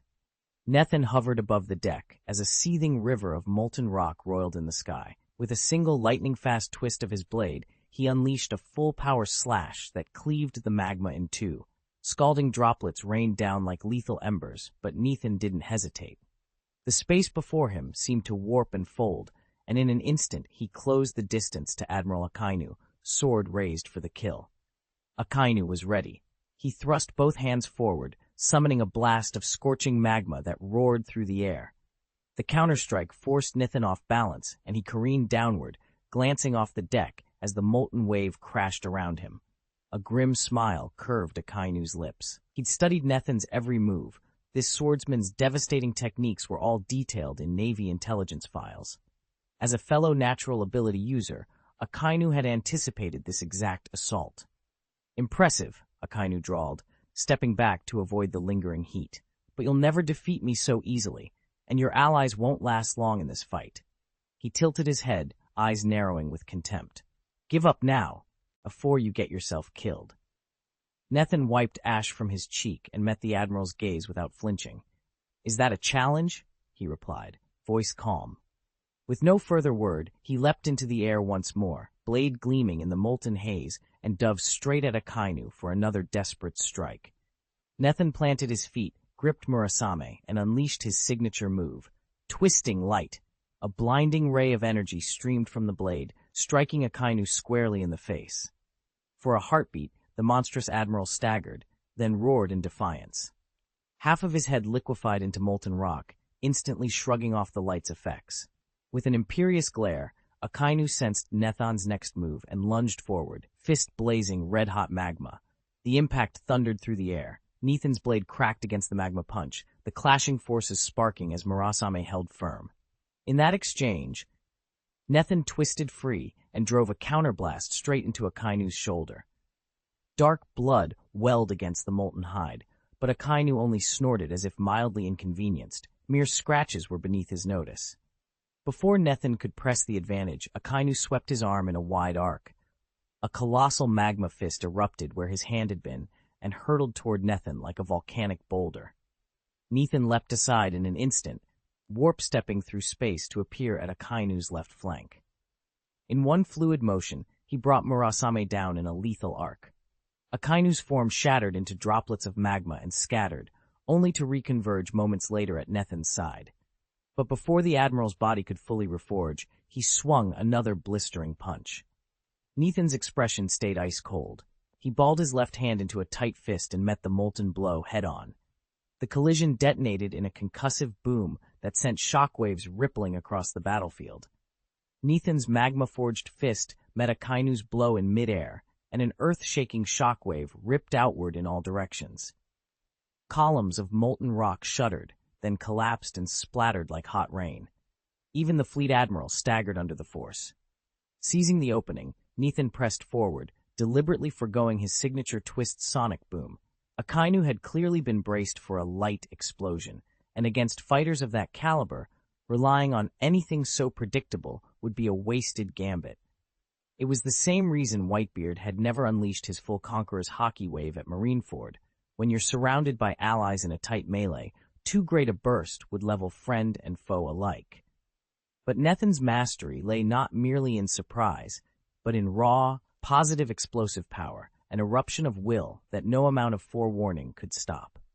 With a single, measured step, he drew in a vast surge of hockey, letting it swell until it seemed to blaze like living fire around him. Then, with a roar that shook the skies, he released it. A dome of black and scarlet lightning flared upward, arching high above the battlefield.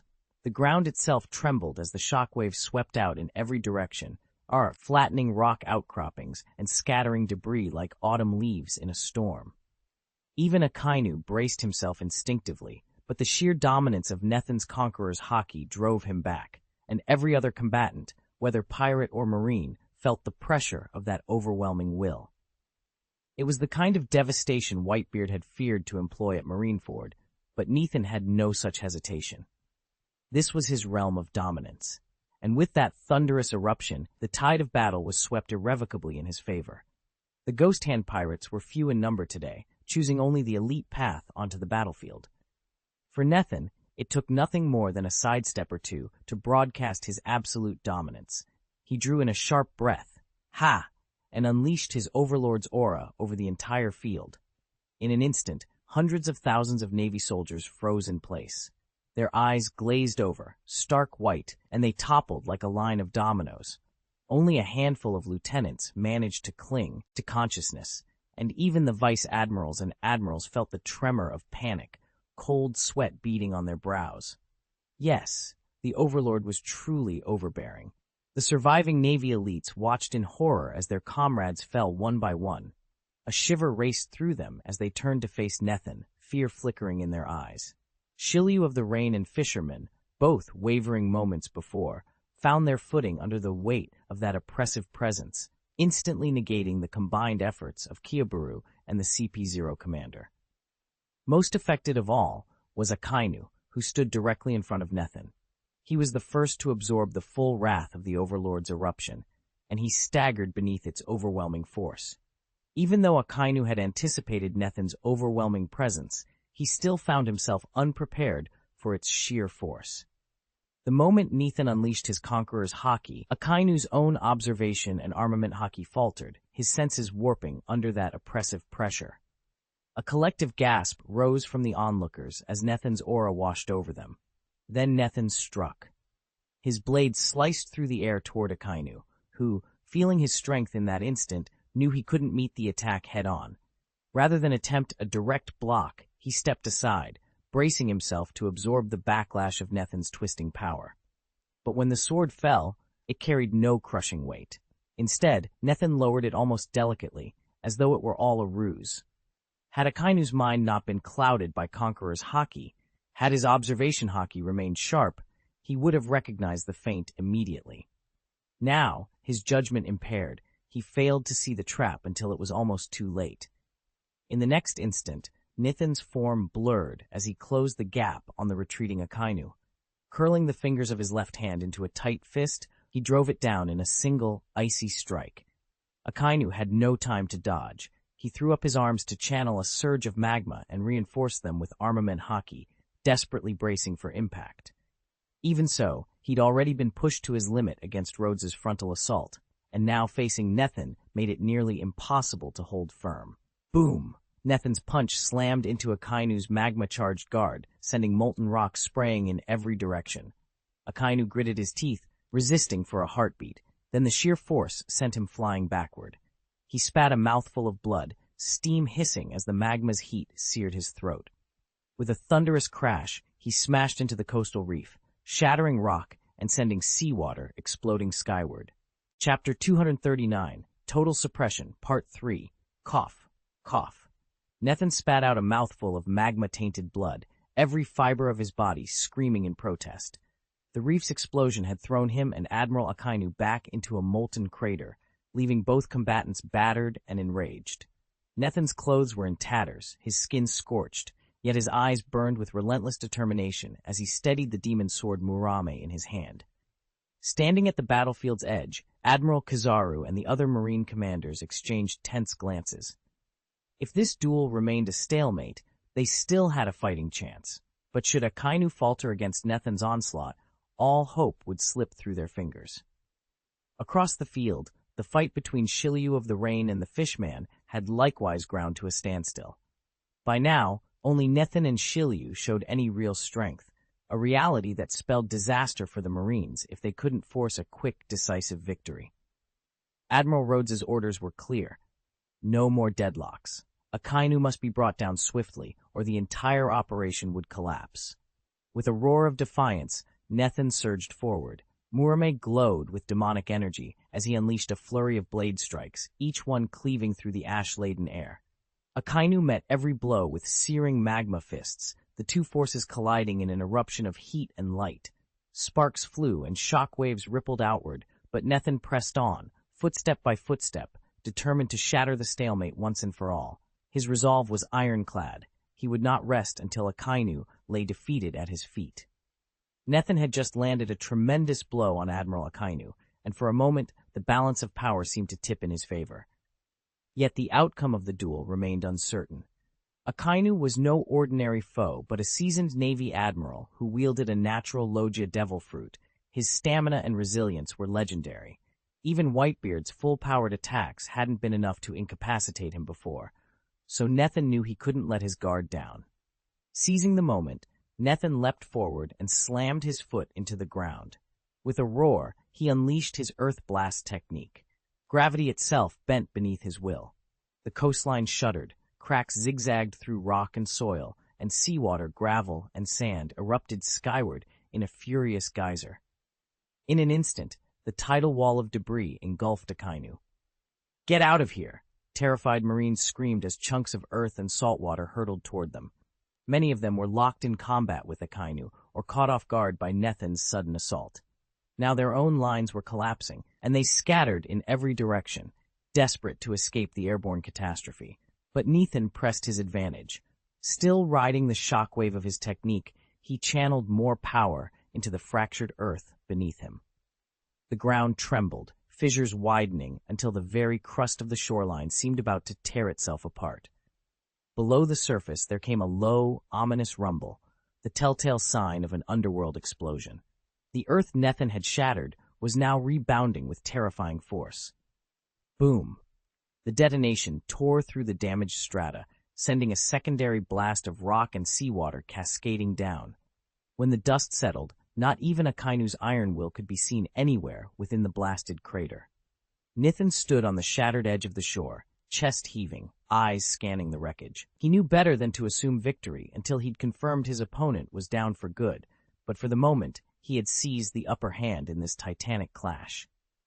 A sudden eruption of magma tore through the battlefield, shattering sand and gravel beneath it.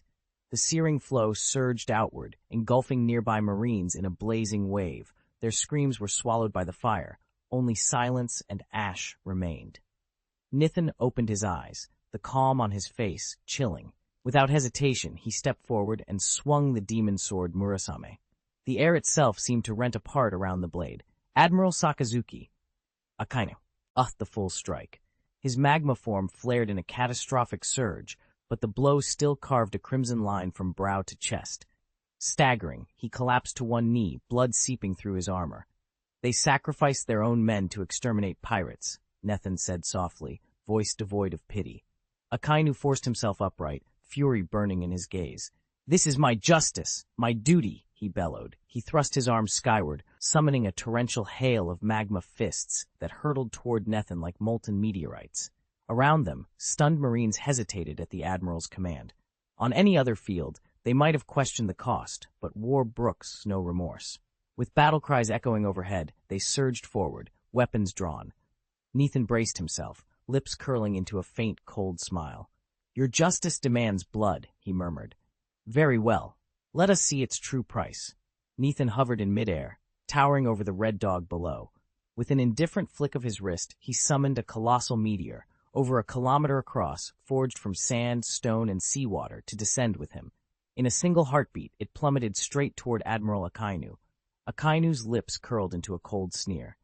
"My duty as an admiral is to wipe out sea scum," he declared. "Spitfire." With a deafening roar, he thrust his fist skyward. Magma surged along his arm, reshaping it into an immense, tough, blazing gauntlet. Then he slammed it into the falling meteor head-on. The impact unleashed a titanic shockwave that rattled every onlooker. Towering waves fanned out across the sea, and the very ground of the island trembled. Countless Marines fought to keep their footing, or were swept away in the turbulent aftermath. For a moment, the entire battle froze. Even Luo and Robin were forced to stagger back, bracing themselves against the raw force of the eruption. Whoa! The seawater coating the colossal meteor, nearly 1,000 meters in diameter, was finally consumed by Akainu's magma. Sand and rock disintegrated in the heat, fusing into a roaring molten sphere. The admirals watched in grim excitement as their comrade turned the incoming threat into an infernal weapon. Then, without warning, a lone figure descended from the sky. Nethin hovered for a heartbeat, sword in hand, before plunging down at the magma ball. Under the stunned gaze of every onlooker, his blade cleaved the sphere in two with terrifying precision. Scalding fragments rained outward, and a shockwave of distorted energy blasted directly into Akainu. The admiral had already poured every ounce of his strength, and all his haki, into containing the meteor. He simply couldn't withstand this final strike. Akainu staggered back, blood trickling down his forehead and spurting bright red from his nose and mouth. He coughed violently, each ragged breath betraying the severity of his wounds. Nethin charged straight at Akainu's flank, just as Kizaru and the others tried to rush in. Their path was suddenly barred by the sneering Shiryu of the rain and fishermen, who stood firm in front of them. Kizaru gritted his teeth and fired a blinding laser from his fingertips, but his arms were occupied the instant he unleashed it. Before anyone could react, Nethan shot forward with preternatural speed, snatching the golden beam out of midair. He closed his fist around it, compressing the light into a glowing orb no larger than his thumb, then flung it back toward Akainu. Boom! The blast detonated on impact, magma splattering in every direction. Akainu raised one arm, molding the molten earth into a shield, and the golden orb shattered harmlessly against it. Undeterred, Nethan launched himself forward in the dust-choked crater. Akainu was wounded twice now, and although he hadn't yet been felled, the injuries were clearly slowing his reactions. Nithan's black-drawn demon sword, Murasame, flashed in the smoke as he unleashed a furious barrage of slashes. Each stroke met Akainu's magma-clad fists or molten defenses in thunderous collisions, leaving no opening for the Admiral to slip away or counterattack. Both fighters' observation haki flared wildly, their senses sparring as fiercely as their weapons. Akainu's armament haki radiated ferocity, but Nethan's own armament haki was no less imposing, locking the two combatants in a titanic clash. Neither yielded an inch, and the battlefield seemed to quake under the force of their confrontation. In the relentless clash, Akainu found himself driven back by the sheer force of Nethan's assault, barely able to raise his arms in defense. How could this be? Admiral Akainu. The gathered admirals watched in stunned silence. What had begun as an evenly matched duel had transformed into a one-sided onslaught at Nethan's hands. On the other two fronts, Akainu's earlier support had allowed Kizaru to stabilize his position. The CP0 commander even held a slight advantage in his skirmish, but that paled next to Nethan's complete domination. If this kept up, disaster was inevitable. A lieutenant general locked in combat with Hireding felt a cold dread seep into his veins. Hireding was notoriously difficult to overcome, yet even he had never broken a sweat, until now. Beads of perspiration dotted the general's brow. If Akainu couldn't halt Nethan's advance, their entire force would be routed.